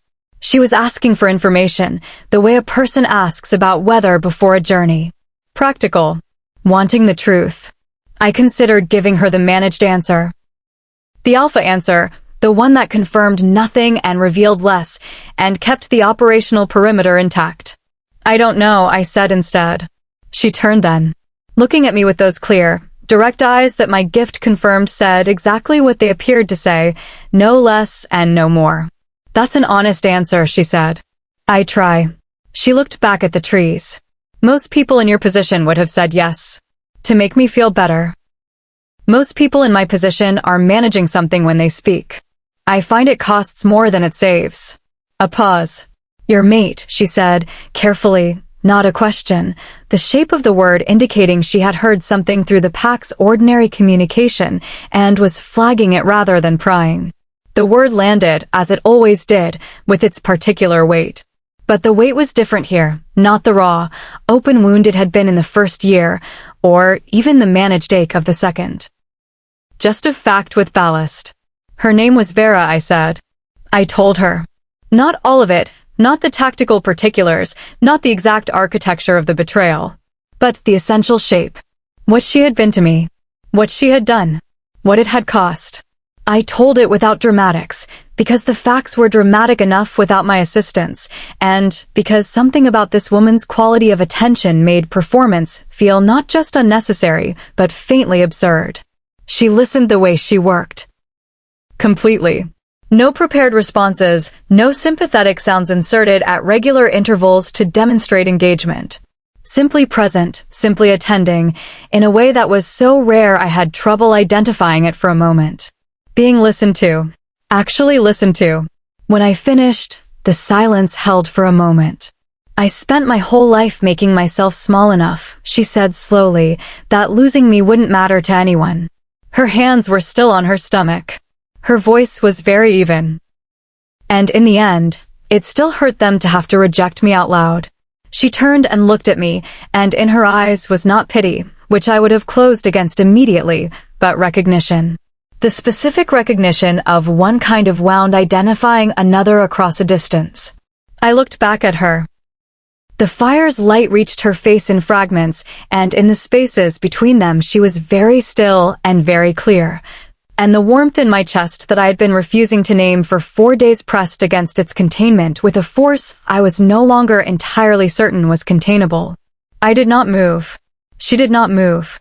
The forest breathed around us, and the comfortable silence reconvened, but it was a different silence now. The kind that forms after something has been said that changes the acoustics of the air between two people. A change that can't be undone. That perhaps neither party would undo if given the option. Then running footsteps. One of my patrol wolves, his face flushed, appearing around the corner of the nearest building with the particular combination of urgency and apology that meant something had arrived and I was needed. Alpha. He stopped, breathing hard. A messenger. Ashvale Seal. The name hit the air like a cold stone. I felt her go rigid beside me. Not with fear, precisely. With the specific tension of someone hearing a name they hoped they had put behind them and discovering it had followed. I stood, looked down at her once, her face carefully composed, her eyes holding something she was working not to show. Go inside, I said. My voice was quieter than I intended. Not a command. Something else. Please. She looked at me for a moment. Then she rose, her movements deliberate and unhurried, as if she was choosing to comply rather than being directed to, which I suspected was exactly the distinction she intended. She walked back toward the camp. I watched her until she reached the light. Then I turned toward the messenger with a cold that had nothing to do with the night air, and every softness of the previous hour packed away cleanly, and the Alpha King back in the body that 5 minutes ago had been something less armored. The messenger was young and nervous. He was right to be nervous. Chapter 11. What he dared to demand. POV Raven. The letter was excellently written. I gave Calix that. Whatever he was, he had the gift of words arranged to sound reasonable when they weren't, the particular skill of a man who had spent years perfecting the performance of legitimacy. The phrasing was careful, legal, referencing the Interpac Accord of the 3rd Regional Council with a precision that told me he had prepared this before he sent it. He had expected her to run. He had expected her to run exactly here. I read the letter twice. The first time to understand what it said. The second time to understand what it meant. What it said, formal notice of an absent pack member, lawfully bound to Ashvale, who had departed without proper release protocol. Accompanied by a secondary notice regarding a minor conceived within Ashvale territory and therefore, under the Regional Accord's inheritance clause, subject to pack claim until legal release was formally granted. What it meant, I know where she is. I want her back. I am using the language of law because I cannot use force against your territory without cause, and I am hoping the legal framing will do what my warriors cannot. I set the letter down on the table. The messenger stood across from me, doing his best to maintain a professional composure and almost succeeding. He was perhaps 22, assigned to this task because he was expendable enough to send into Nighthollow and young enough to be genuinely unaware of the specific quality of danger he was currently standing in. Property, I said. The word was quiet. The messenger blinked. The letter uses the word property, I said. Twice. In reference to a living wolf and an unborn child. I looked at him with the specific attention I usually reserved for threats that required elimination rather than management. I want to make sure I'm reading it correctly. He swallowed. Alpha Calix's legal counsel prepared the language, sir. I am only the messenger, I said. I know. You're only the messenger. I stood. I moved to the window because the alternative was doing something to Calix's letter that would not be productive and would make the messenger require a change of trousers. Outside, the camp had settled into its late evening rhythms. Fires banked. Wolves returning from patrol. The quiet, sturdy life of a pack that trusted its ground because I had made that ground trustworthy, one decision at a time, for 3 years. Property. The word was a live coal in my chest. She had stitched her own wound in the pre-dawn dark and asked for one night and told me the truth with nothing in her hands but honesty, and the man who had made her run was calling her property in the language of the regional accord. 3 years ago, I had removed emotion from my governance because emotion was a vulnerability that could be mapped and exploited. Right now, the emotion was not feeling like a vulnerability. It was feeling like a compass. Tell your alpha, I said, my voice even, measured, completely controlled in the way that a blade is controlled, not restrained, not contained, simply directed, that Nighthollow does not deal in people. I turned from the window. Tell him that the wolf he's describing departed a pack that publicly named her a manipulator in a formal assembly and then allowed its alpha to reject a sacred bond on record before witnesses. That the child he is calling pack property has a father who identified it as, and I am quoting his own reported words here, a mistake to be erased. The messenger had gone quite pale. Tell him, I continued, walking slowly toward the table, that the next envoy he sends into my territory will need to come with something worth my time, because legal language built on a fraudulent foundation is not worth my table. I picked up the letter. And tell him that if he is considering an alternative to the envoy approach, he should consider it very carefully. Very carefully. And for a very long time. I folded the letter. I held it out to the messenger. He took it with a hand that was not entirely steady. Safe passage to the boundary, I said. Kale will escort you. He left with the specific speed of a man who wanted to be elsewhere before the temperature dropped further. Soren appeared in the doorway the moment he was gone, her arms crossed, her expression doing something I hadn't seen it do in quite a while. She looked, I realized, satisfied. Well, she said. Don't, I said. I haven't said anything. You're about to. A pause. I checked her background, Soren said. Her voice shifted to the beta register, information delivery, no editorial. Properly. Full archive search, cross-referenced with the Alliance records. She paused. Raven. Her mother carried a documented lineage gift. Truth reading, full tactile activation, recorded in the 3rd Regional Accord's protected abilities register as a rare asset warranting interpack protection. I went still. Ashvale has had that documentation for 30 years, Soren continued. It was registered when her mother joined the pack. They've been suppressing it since the mother died because a truth reader in a pack with secrets to keep is, she paused, inconvenient. The cold that moved through me was a different temperature than anger. It was the cold of something clicking into place. A full picture assembling itself from pieces that had been present but unconnected. He had known. Before the ceremony. Before the bond. He had known exactly what she was, exactly what she carried, and he had made the calculation that the bond could be managed. Extracted for its biological output, contained from its social implications, and discarded when it became inconvenient, taking the truth reader with it. He had tried to bury her in the forest. He had tried to bury an asset registered under Interpack protection in the 3rd Regional Accord. I moved to the window again. She was not visible from here. She would be in the quarters I had given her, awake probably, her healer's mind cataloging, her gift running quietly over whatever truth the camp's air was offering. She didn't know what she was worth. Or rather, she knew what she was worth in her own terms, which was considerable.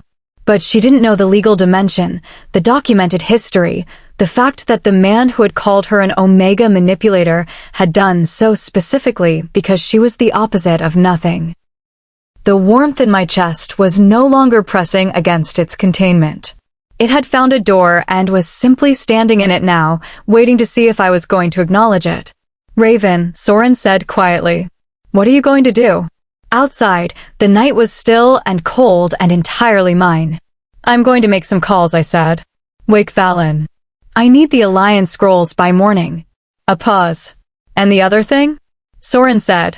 I was quiet for a moment. I'm going to tell her, I said. Tomorrow. Everything. The warmth stepped through the door. I let it. Chapter 12. A truth she finds in the archives. Soren came to me in the morning. She knocked at the door of the quarters I'd been given, a small, low-ceilinged room with a narrow window that looked out onto the eastern ridge. And when I opened it, she was standing with a rolled scroll in one hand and an expression that I was learning to read as her version of reluctant compassion. A thing she was offering despite herself. Sit down, she said. It was not a warm invitation. But it was genuine, and my gift confirmed it as I stepped back to make room for her, the truth of her moving through the air between us without the need for touch. She was not here to manage me. She sat. I sat. She unrolled the scroll on the small table between us and pressed its edges flat with efficient hands and said, without preamble, because preamble was apparently not in Soren's vocabulary, "Your mother was registered." She explained it the way my gift received truths, directly, without ornament, one layer at a time. The documentation. The gift. The protected status under the regional accord. The deliberate suppression of that record by Ashfile's leadership. I listened. The morning light came through the narrow window at an angle that moved slowly across the table as she spoke, and I tracked it without thinking, the way you track small concrete things when the large abstract ones become too much to hold in their correct proportions. 30 years. They had known for 30 years. When she finished, the scroll lay between us in the silence. Soren looked at me with those sharp, unsentimental eyes, and what moved through the air from her in that moment was not pity and not satisfaction. It was something simpler and harder to receive. Anger on my behalf. Clean, protective, the kind that costs the person feeling it something to offer. I looked at the scroll. I thought about the girl I had been at 15, standing at the ceremony's edge with her hands folded and her heart wide open, believing she was simply not enough. Telling herself the smallness was a character flaw she could work on, a deficiency she was responsible for correcting. Accommodating, adjusting, making herself useful enough that her presence might eventually become acceptable. I thought about my mother's flower, packed in dried bark and red cord, sitting in my satchel across the room. My mother, who had carried this thing. Who had died of a fever that a better-tried healer could have treated, in a pack that had every reason to let her go while she was still too young to understand her own documentation. Who had left me her eyes and her name and a gift I had spent my life apologizing for. The grief arrived, and behind it, exactly as the outline had promised, the fury. Not a hot, reactive fury. A cold one. Geological. The kind that forms over a long time under tremendous pressure and does not spend itself in noise. He had called me an omega, a manipulator, someone who had used the sacred language of the bond for personal advancement. He had stood in front of his entire pack and named me a liar.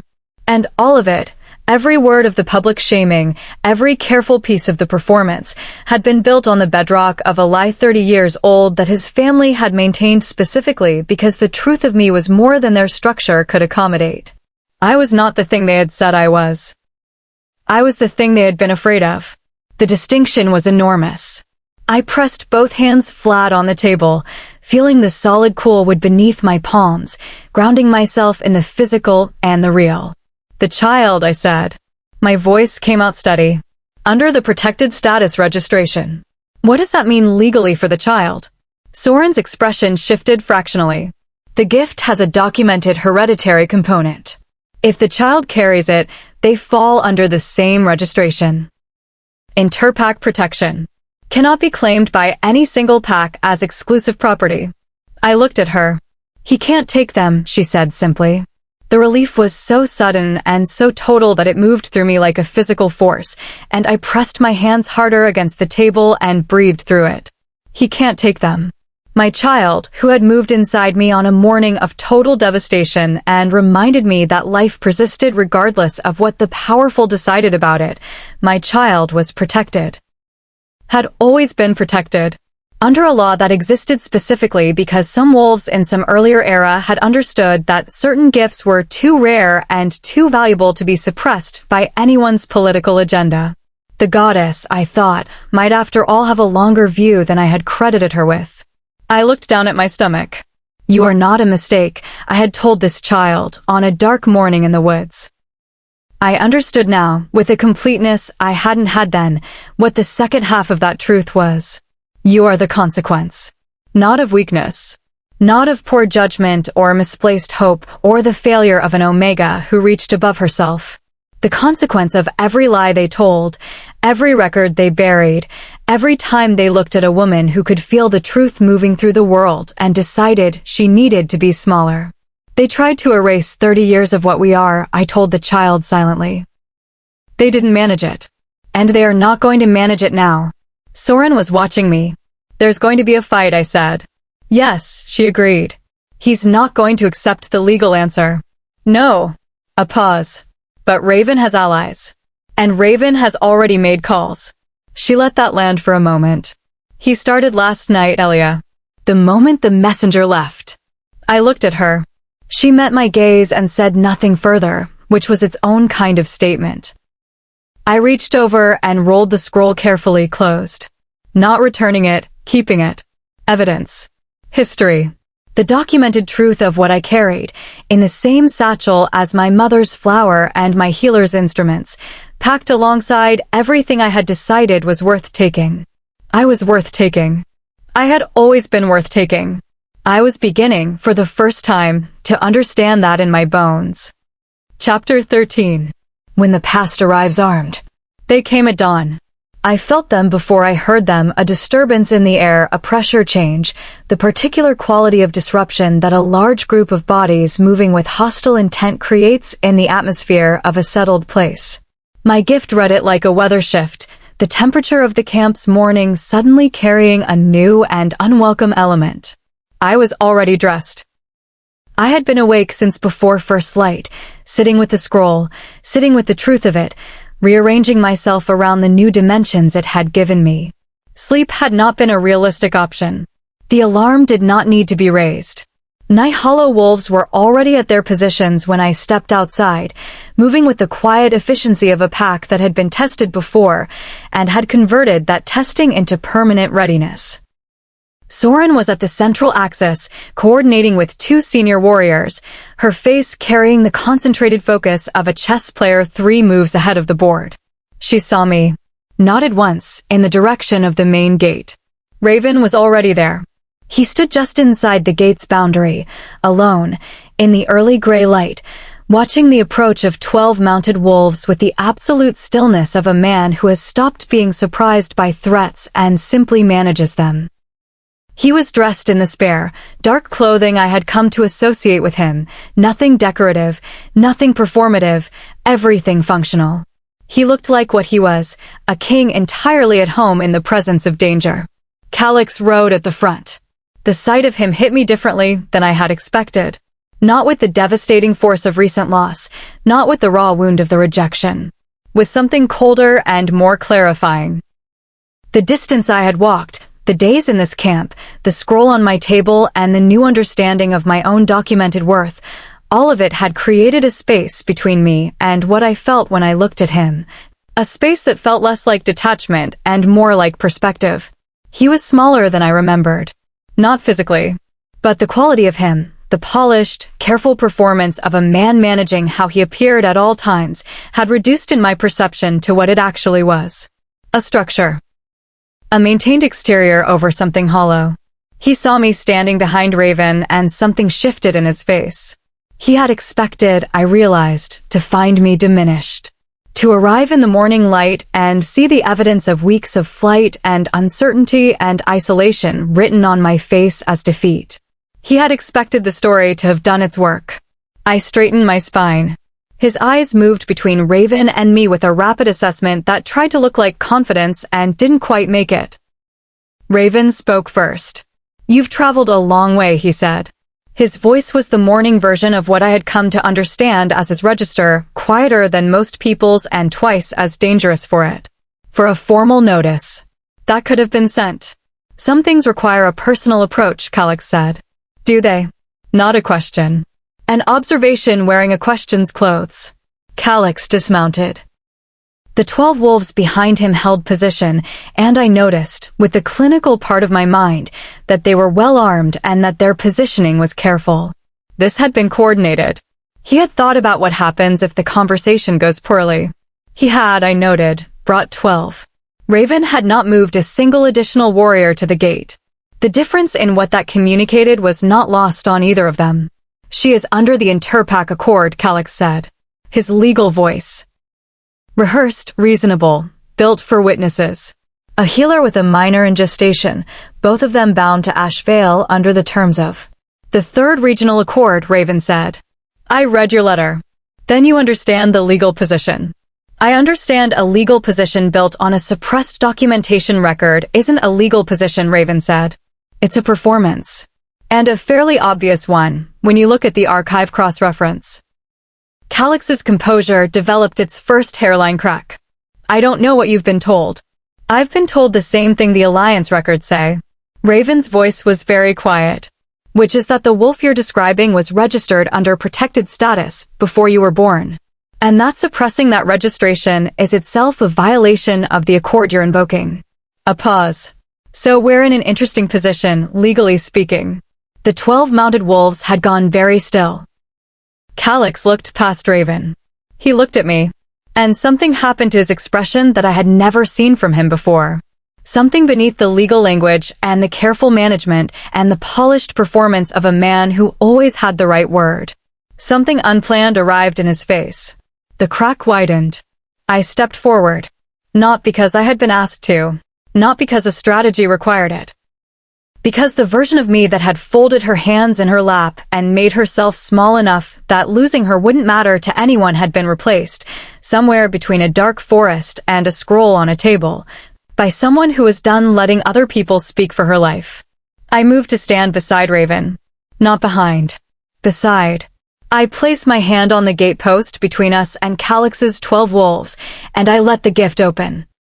Not a full flood, a controlled outward pulse, the way a healer assesses a room full of patients, reading the air rather than any individual. What hit me from Calyx's side of the gate was complicated. The legal confidence was a top layer, maintained but thin. Beneath it, the calculation, always the calculation, mapping probabilities and contingencies. And beneath that, fear. Not the fear of violence. The fear of a man who has built his entire structure on a buried foundation and has just watched someone begin to excavate. I looked at him directly.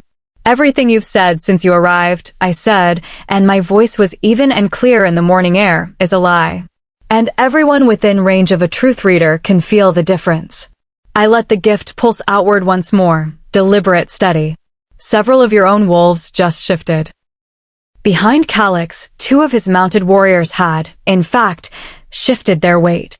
Calyx's eyes went dangerous. Not the careful, managed anger of a man who knows he's being witnessed. Something raw. Cornered. This isn't over, he said. His voice had dropped below the legal register into something more honest. Raven took a single step forward, closing the last available distance between them. The morning was absolutely still. No, Raven agreed. His voice was not a shout.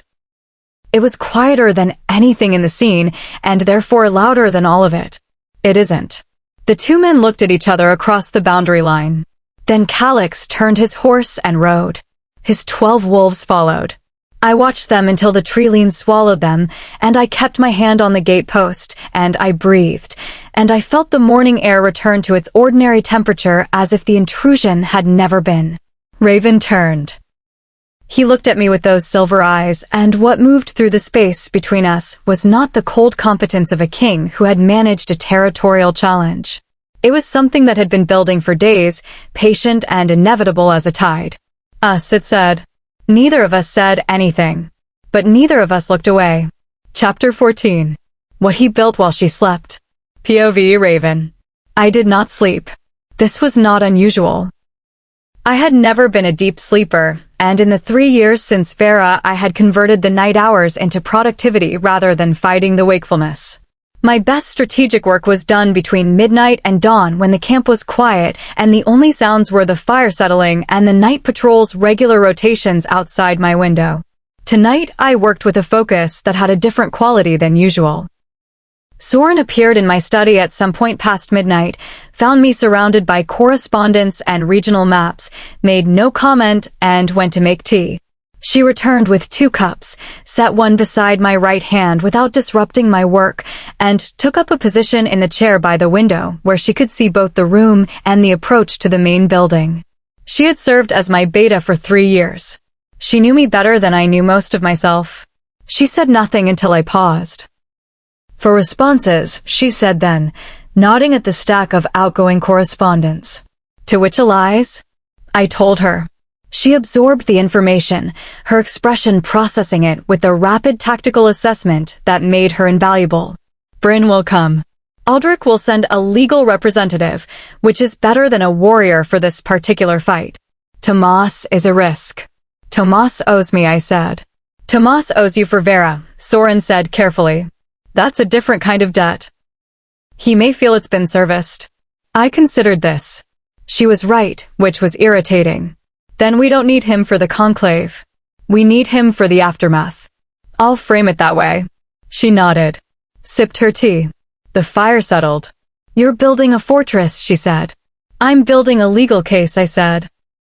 You're building a fortress, she repeated, with the equanimity of someone who has long since accepted that the person they serve is going to say one thing and mean another, and that their job is to acknowledge both.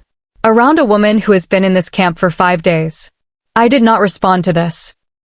She stood at that gate this morning, Soren said, and she put her hand on the post, and she let her gift go outward, and she told him to his face that he was lying, in front of 12 of his own warriors. A pause. 2 of them shifted. 2 of his own people shifted because they felt the truth of what she was saying in their bones. A longer pause. I've served this pack for 8 years. I've never seen anything like that. She's documented under the accord, I said. Raven. The documentation gives her standing that. Her name is Elia, Soren said. Not sharp. Not a rebuke. Just a fact, offered for the 3rd time, with the patience of someone who was going to keep offering it until it landed correctly.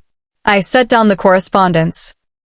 The fire was low, throwing the room in warm shadow, and outside the window the camp was quiet and settled and completely mine, every sleeping wolf under my protection, every light banked in trust that their alpha was awake and attending to what needed attending to.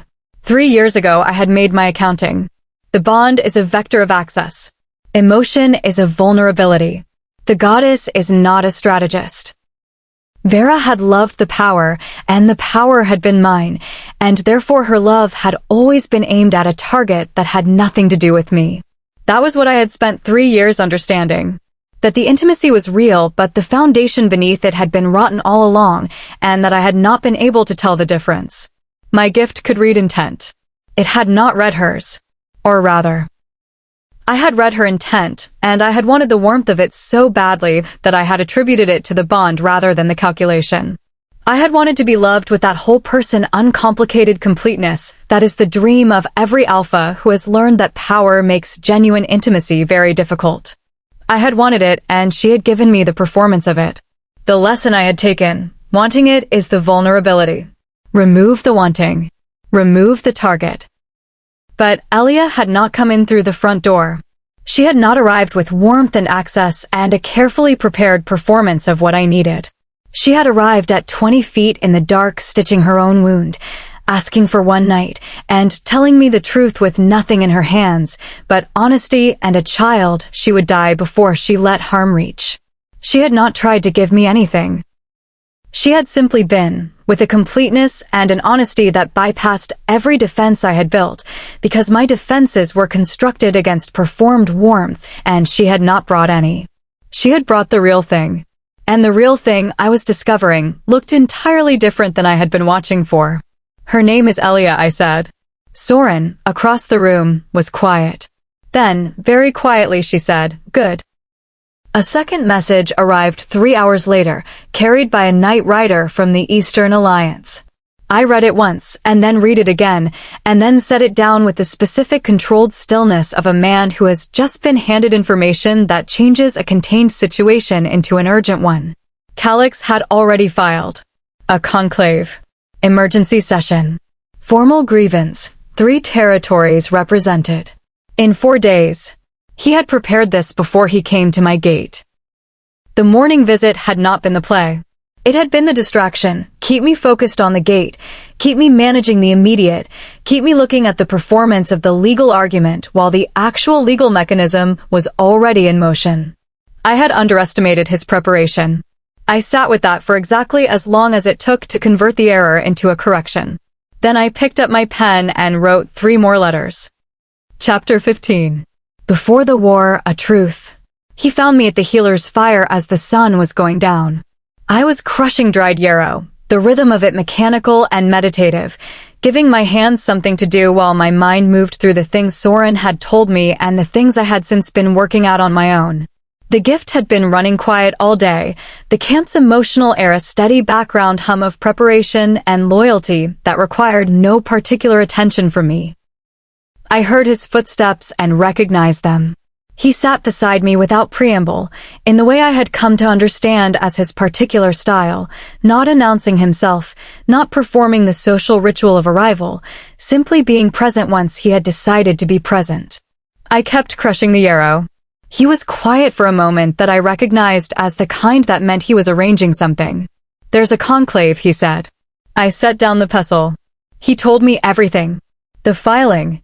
The 4 days. The legal architecture Calix had been constructing, apparently, since before the gate confrontation, which had been a performance designed to read my response more than to achieve anything direct. He laid it out with the same unornamented precision he brought to everything, every piece of information offered plainly, nothing softened to manage my reaction. He was, I had come to understand, incapable of managing other people's reactions. Not because he lacked the skill. A man who had led this pack for 3 years in this territory was not lacking in people management. But because he had decided, somewhere along the way, that honesty was less expensive than its alternative, and he had applied that decision consistently enough that it had become structural. I listened. When he finished, the fire between us was doing its ordinary work, and the evening sounds of the camp had settled into their familiar patterns, and I sat with the full picture of what was coming and did what I had learned to do with difficult truths. I held it, felt its weight, gave it its correct dimensions. Then I looked at him. I'm not afraid of the conclave, I said. He met my gaze. I'm a documented truth reader appearing before 5 regional alphas to give testimony about a man whose entire position rests on suppressed documentation and a fraudulent bond denial, I continued. If I can't make that case in front of 5 alphas, I should hand in my healer's satchel. Something happened in his eyes. Not quite the almost amusement I had seen before. Something deeper and less controlled. You're going to be extraordinary, he said. It arrived without warning, without preamble, in the same flat tone he used for tactical assessments, and it landed with the force of something that had been true for longer than its speaker had been willing to admit. I looked at him. The fire moved between us. I need to tell you something, he said, and the register shifted. Not the alpha, not the strategist, not the king in his controlled fullness. The man underneath, who did not come to the surface often and who, when he did, seemed to find it somewhat terrifying. My gift reads intent, he said. Not truth the way yours does. Not the content.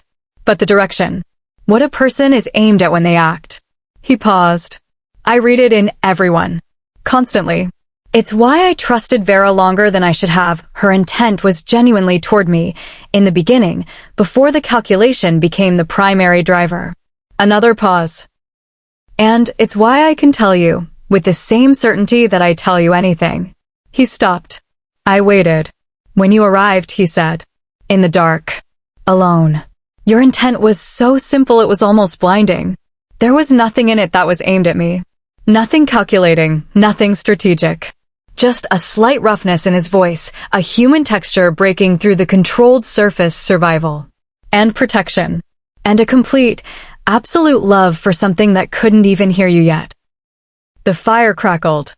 I haven't felt intent that clean, he said quietly, in 3 years. I reached across the space between us. Not thinking. Reflex.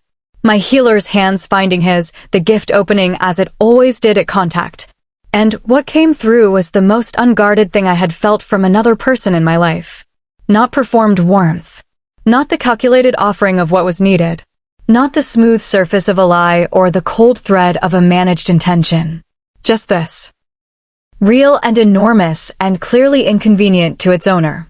The specific feeling of a man who had built a fortress around an empty space inside himself and woken up one day to find the space was no longer empty and hadn't been for days, and he was not sure the fortress was still the point.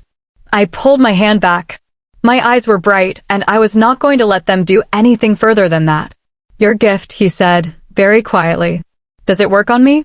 Yes, I said. What do you feel? I looked at him.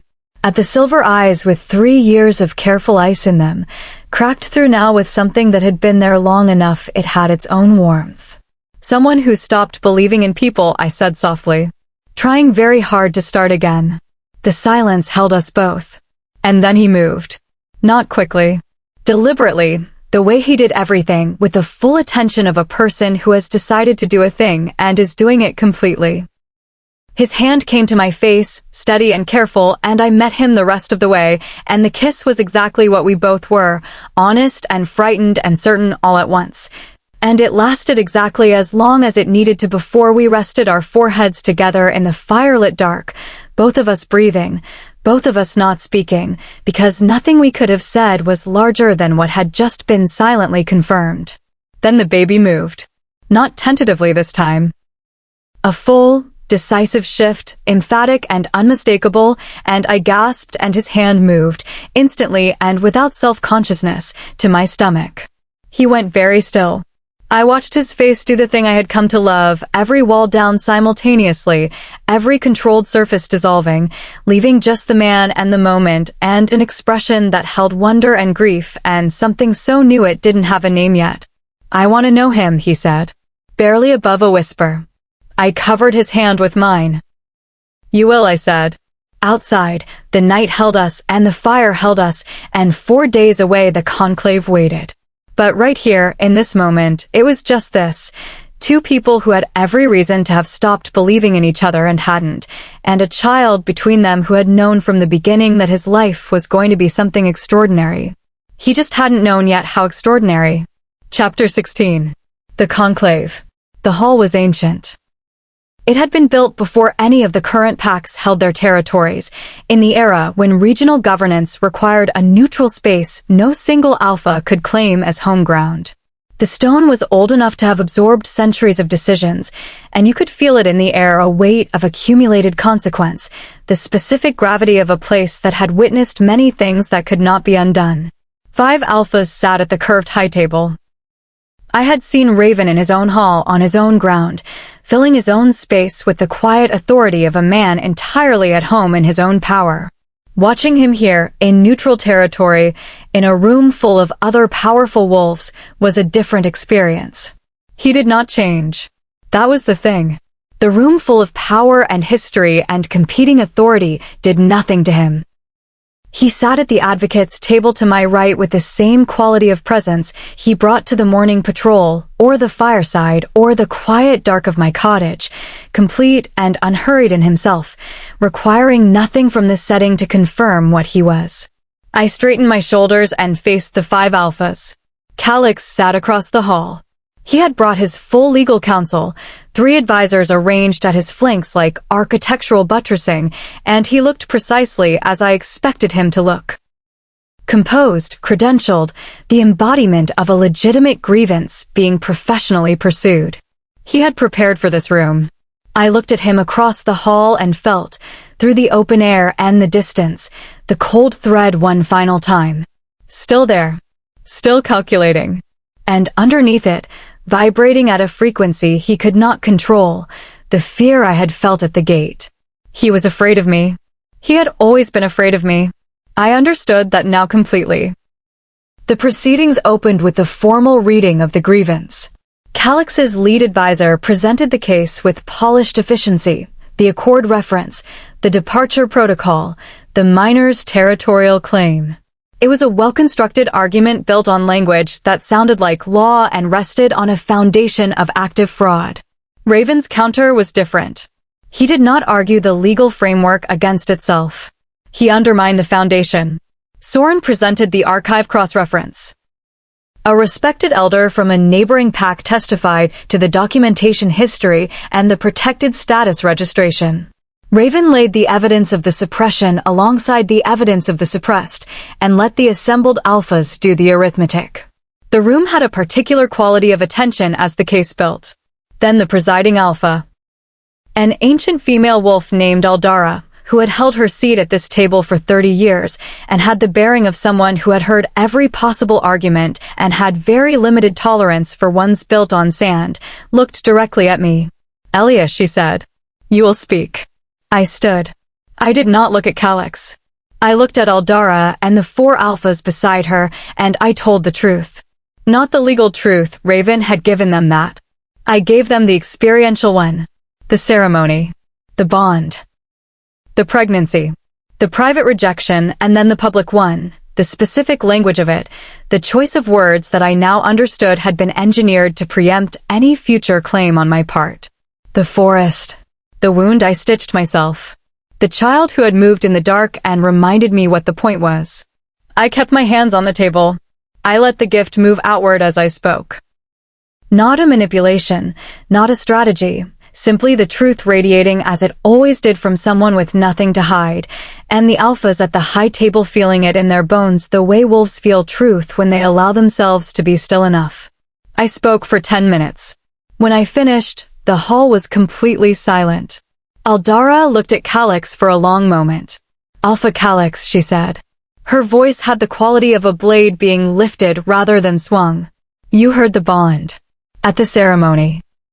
It was not a question. It was never a question. Calix's legal advisor touched his arm.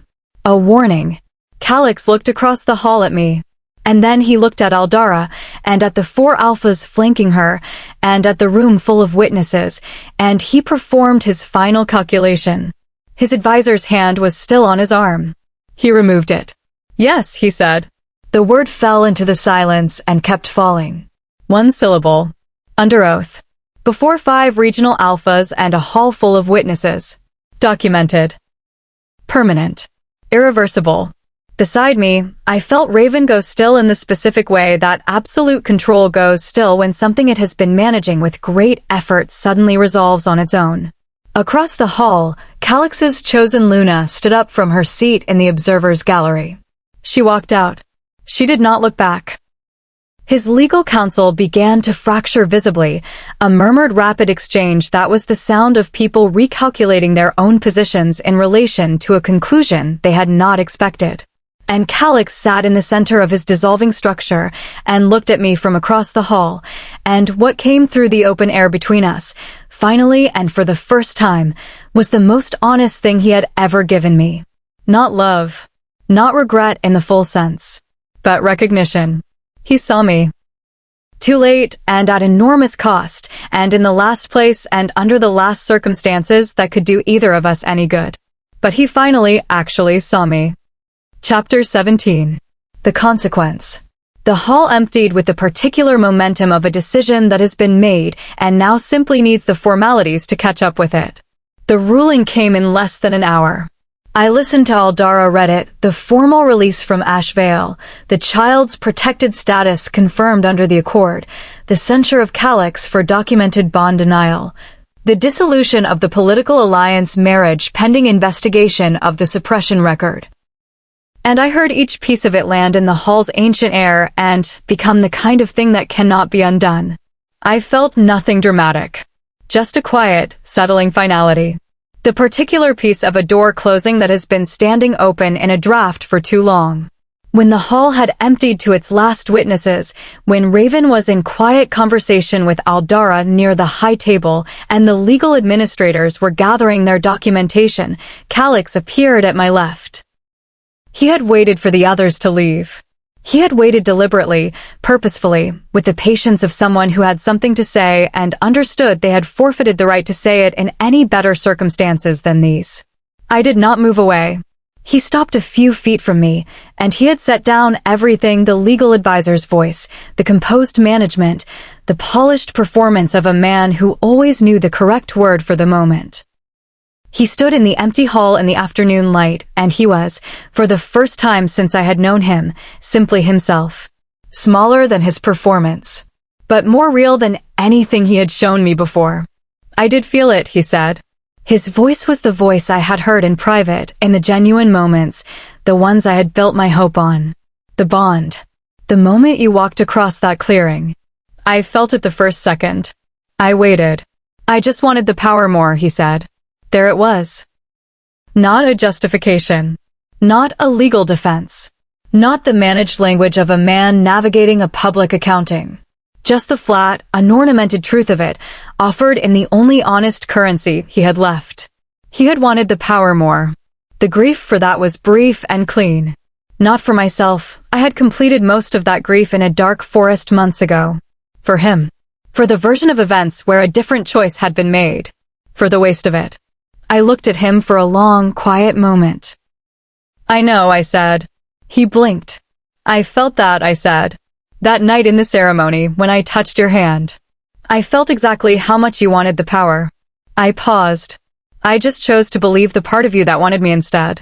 The afternoon light was long and golden in the old hall. "I'm sorry," he said. "Not the legal version. Not the managed version. The real one, small and inadequate and at least genuine." "I know that too," I said. I picked up my satchel. I walked to the door. I stopped. Not because I had more to say to him. I was finished with what I had to say to him. I stopped because there was something to leave behind, not for him, but for the version of myself that had stood at pack ceremonies for 8 years with her hands folded and her heart open, believing she was simply not enough. "The child will know their worth from birth," I said, my voice clear and even in the ancient hall. Not because I'll tell them constantly, but because they will never once be asked to make themselves smaller to make someone else's structure fit. I paused. That's the real consequence, Calix. Not the ruling. Not the censure. Not the dissolved alliance or the investigation or whatever comes next for you. I turned my head just enough to let my voice carry fully. It's that you will spend the rest of your life knowing, with complete certainty, what you threw away. And you will know it because you admitted it out loud, in the most documented room in the region, with 5 alphas as witnesses. I opened the door. The afternoon air came in, clean and cold, carrying the smell of autumn and the distant mountains. "I genuinely hope," I said, and I meant it, because I was done with performing emotions I did not feel, "that you find something worth choosing someday." I walked out into the light. Chapter 18. A home that fits. The first snow came early that year. I woke to it before dawn, the changed quality of the light through my narrow window telling me before I was fully conscious that the world outside had been converted overnight into something new. I lay for a moment in the particular quiet of a snowfall, that specific, cotton-thick silence that descends with the first real winter, and I took stock of the ordinary inventory of myself.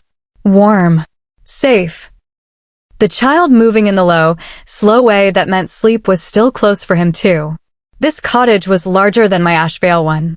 Raven had redirected the pack's spare materials in a way he described as a structural improvement to the healer's quarters, and that Soren described, with her characteristic flat precision, as the alpha nesting. I had not argued with either characterization. The shelves held my healer's stores in the arrangement I preferred. The window faced east. My mother's flower sat in a small clay pot on the sill. Not dried anymore. Alive. A slip of the same plant, sourced by Raven from a trading contact 3 territories over, replanted in Nighthollow soil. It had taken, blooming in the late summer warmth with small, pale flowers that caught the morning light and held it. I had cried when he gave it to me. Not the grief tears of my early days in this camp. The other kind, the ones that arrive when something so specifically right happens that the body doesn't have any other language for it. He had stood there watching me cry with an expression of such thorough helplessness that I had laughed, and the laugh had undone him completely, and we had stood in the morning light for a while doing nothing useful at all. I got up. The labor had been building since yesterday, the way these things build. In the body's long, purposeful preparation, a tide coming in with the slow certainty of something that has its own calendar. I had known it was close. I had arranged accordingly, with the methodical calm of a healer who happened to be the patient. I walked to the door and opened it. Raven was sitting on the step. He turned his head and looked at me, and his silver eyes in the gray pre-dawn snow light moved over my face with the particular quality of attention that I had come to understand as the fullest expression of his gift, reading intent, reading truth, reading the actual state of the person in front of him rather than the surface they offered. Now, he said. Soon, I said. He stood, not with the controlled containment of the king, with the immediate, uncalculated movement of a man who had been waiting and was done waiting. He reached for my hands, and I gave them to him, the gift flooding warmly between us, as it always did, his truth arriving in my palms as clearly and consistently as it had since the night at the fireside when I had first let myself feel what was actually there. Still the same. Steady and deep and entirely unperformed. Still the most real thing I had ever held. The birth was not easy. I will not pretend it was. Nothing about any of this had been easy, and I was finished with the pretense of ease. It was long and honest, and at several points the pain transcended my capacity to remain clinical about it, and Raven held my hands through every moment of it with a grip that said plainly and without any words at all that he was not going anywhere. That I could use every ounce of my strength on what needed doing, and he would hold the ground. Soren was there. Efficient and gruff and, when she thought I wasn't watching, quietly undone. The midwife Raven had brought from the Eastern Alliance 3 weeks in advance, because he had begun preparing for this birth the way he prepared for everything, with the total comprehensive attention of a person who was not leaving outcomes to chance. And then, in the gray snow-lit quiet of a Nighthollow morning, with the first winter settling over the mountains outside, and the fire burning in the cottage hearth and my hands in Raven's, he arrived. The cry that split the silence was the most complete sound I had ever heard. Not loud, fierce. Definitive. The specific statement of a life that had been insisting on its own existence since the very beginning and had finally arrived to make the claim in person. The midwife placed him in my arms. He was small and dark-haired, and his face was arranged in the profound, indignant scowl of someone who had opinions about the transition he had just been required to make. His eyes, when they opened, were that indeterminate newborn dark that would take weeks to resolve into their final color. I held him, and I said nothing for a long time. I did not need to say anything.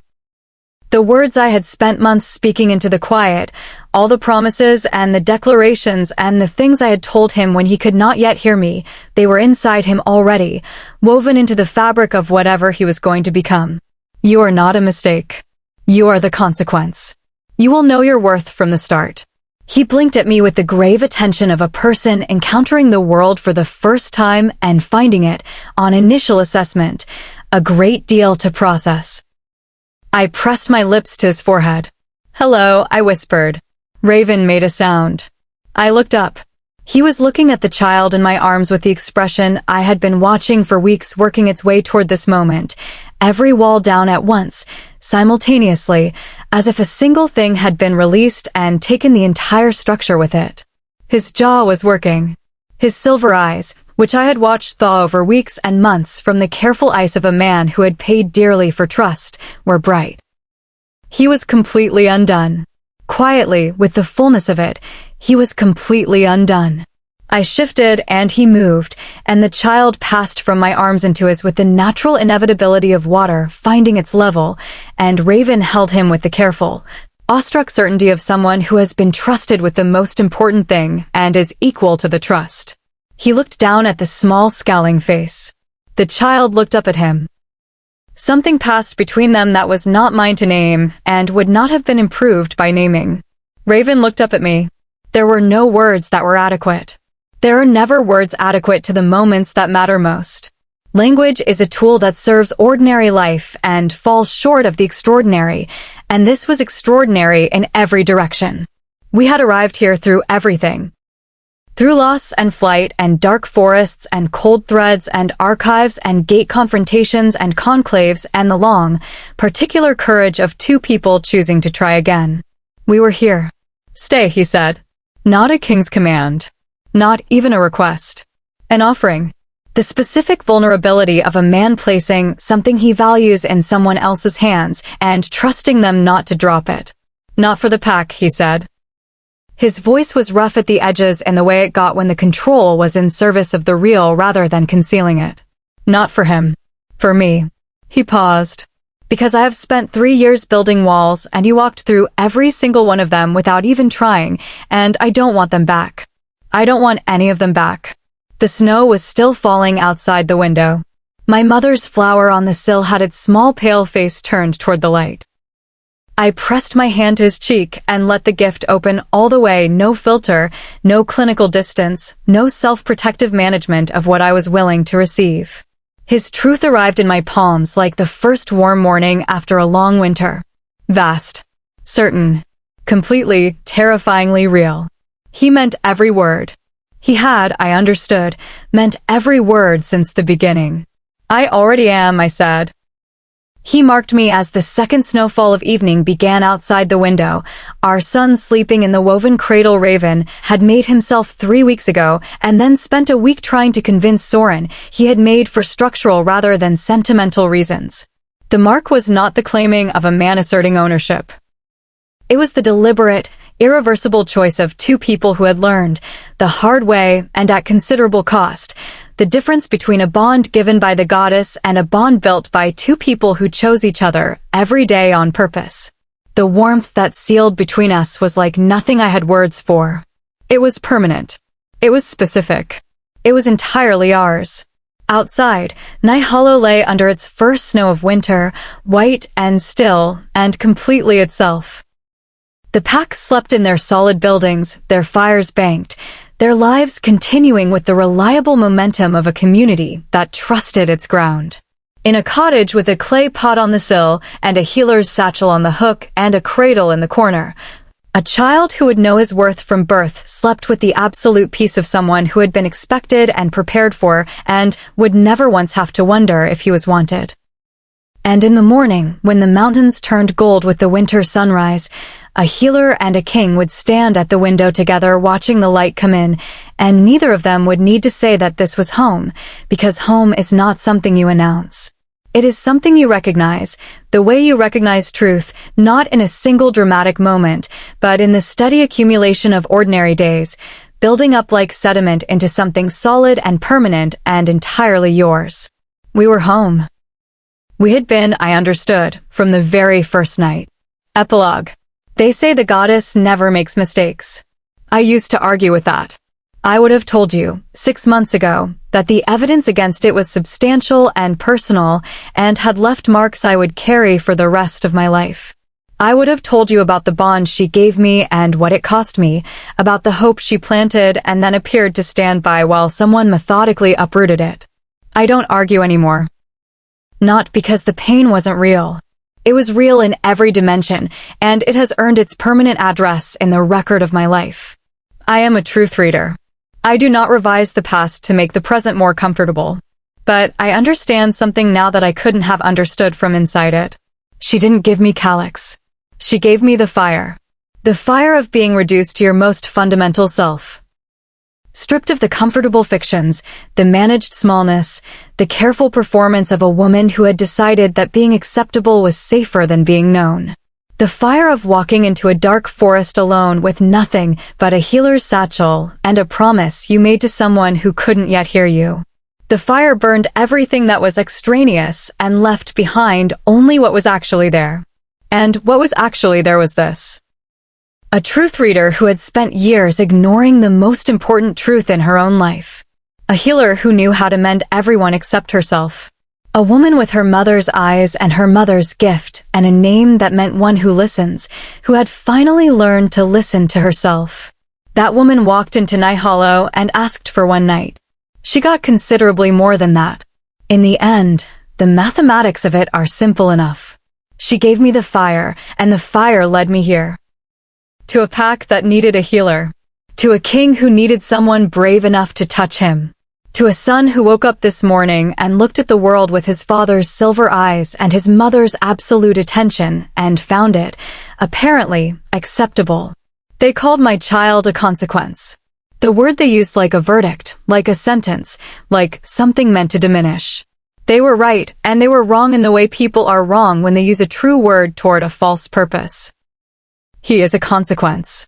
He is the consequence of a bond that refused to be erased, of a woman who refused to stop, of a man who had built walls around an empty space and discovered the space was no longer empty, of 30 years of buried truth finally surfacing into the light where it had always belonged. He is the consequence of everything they tried to bury and failed. He is 6 weeks old, and he is going to be extraordinary. And I am his mother, and I am a truth reader, and I am documented under the 3rd Regional Accord, and I am the mate of the Nighthollow Alpha, and I am a healer. And I am the daughter of a woman who left me her eyes and her gift and a dried flower that is alive again in a clay pot on my windowsill. I am all of these things. Every single one. They tried to tell me I was nothing, and the nothing they described was so small and so far from what I actually am that I can look at it now with something approaching pity. They were afraid of me. They were right to be. I listen to the truth of the world moving through my hands, and I raise a son who will know his name and his worth from the first morning of his life, and I stand in a territory that is mine as much as anyone's. And every day I choose the man beside me and he chooses me, and the goddess looks on and does not explain herself. She doesn't need to. I understand now. The end.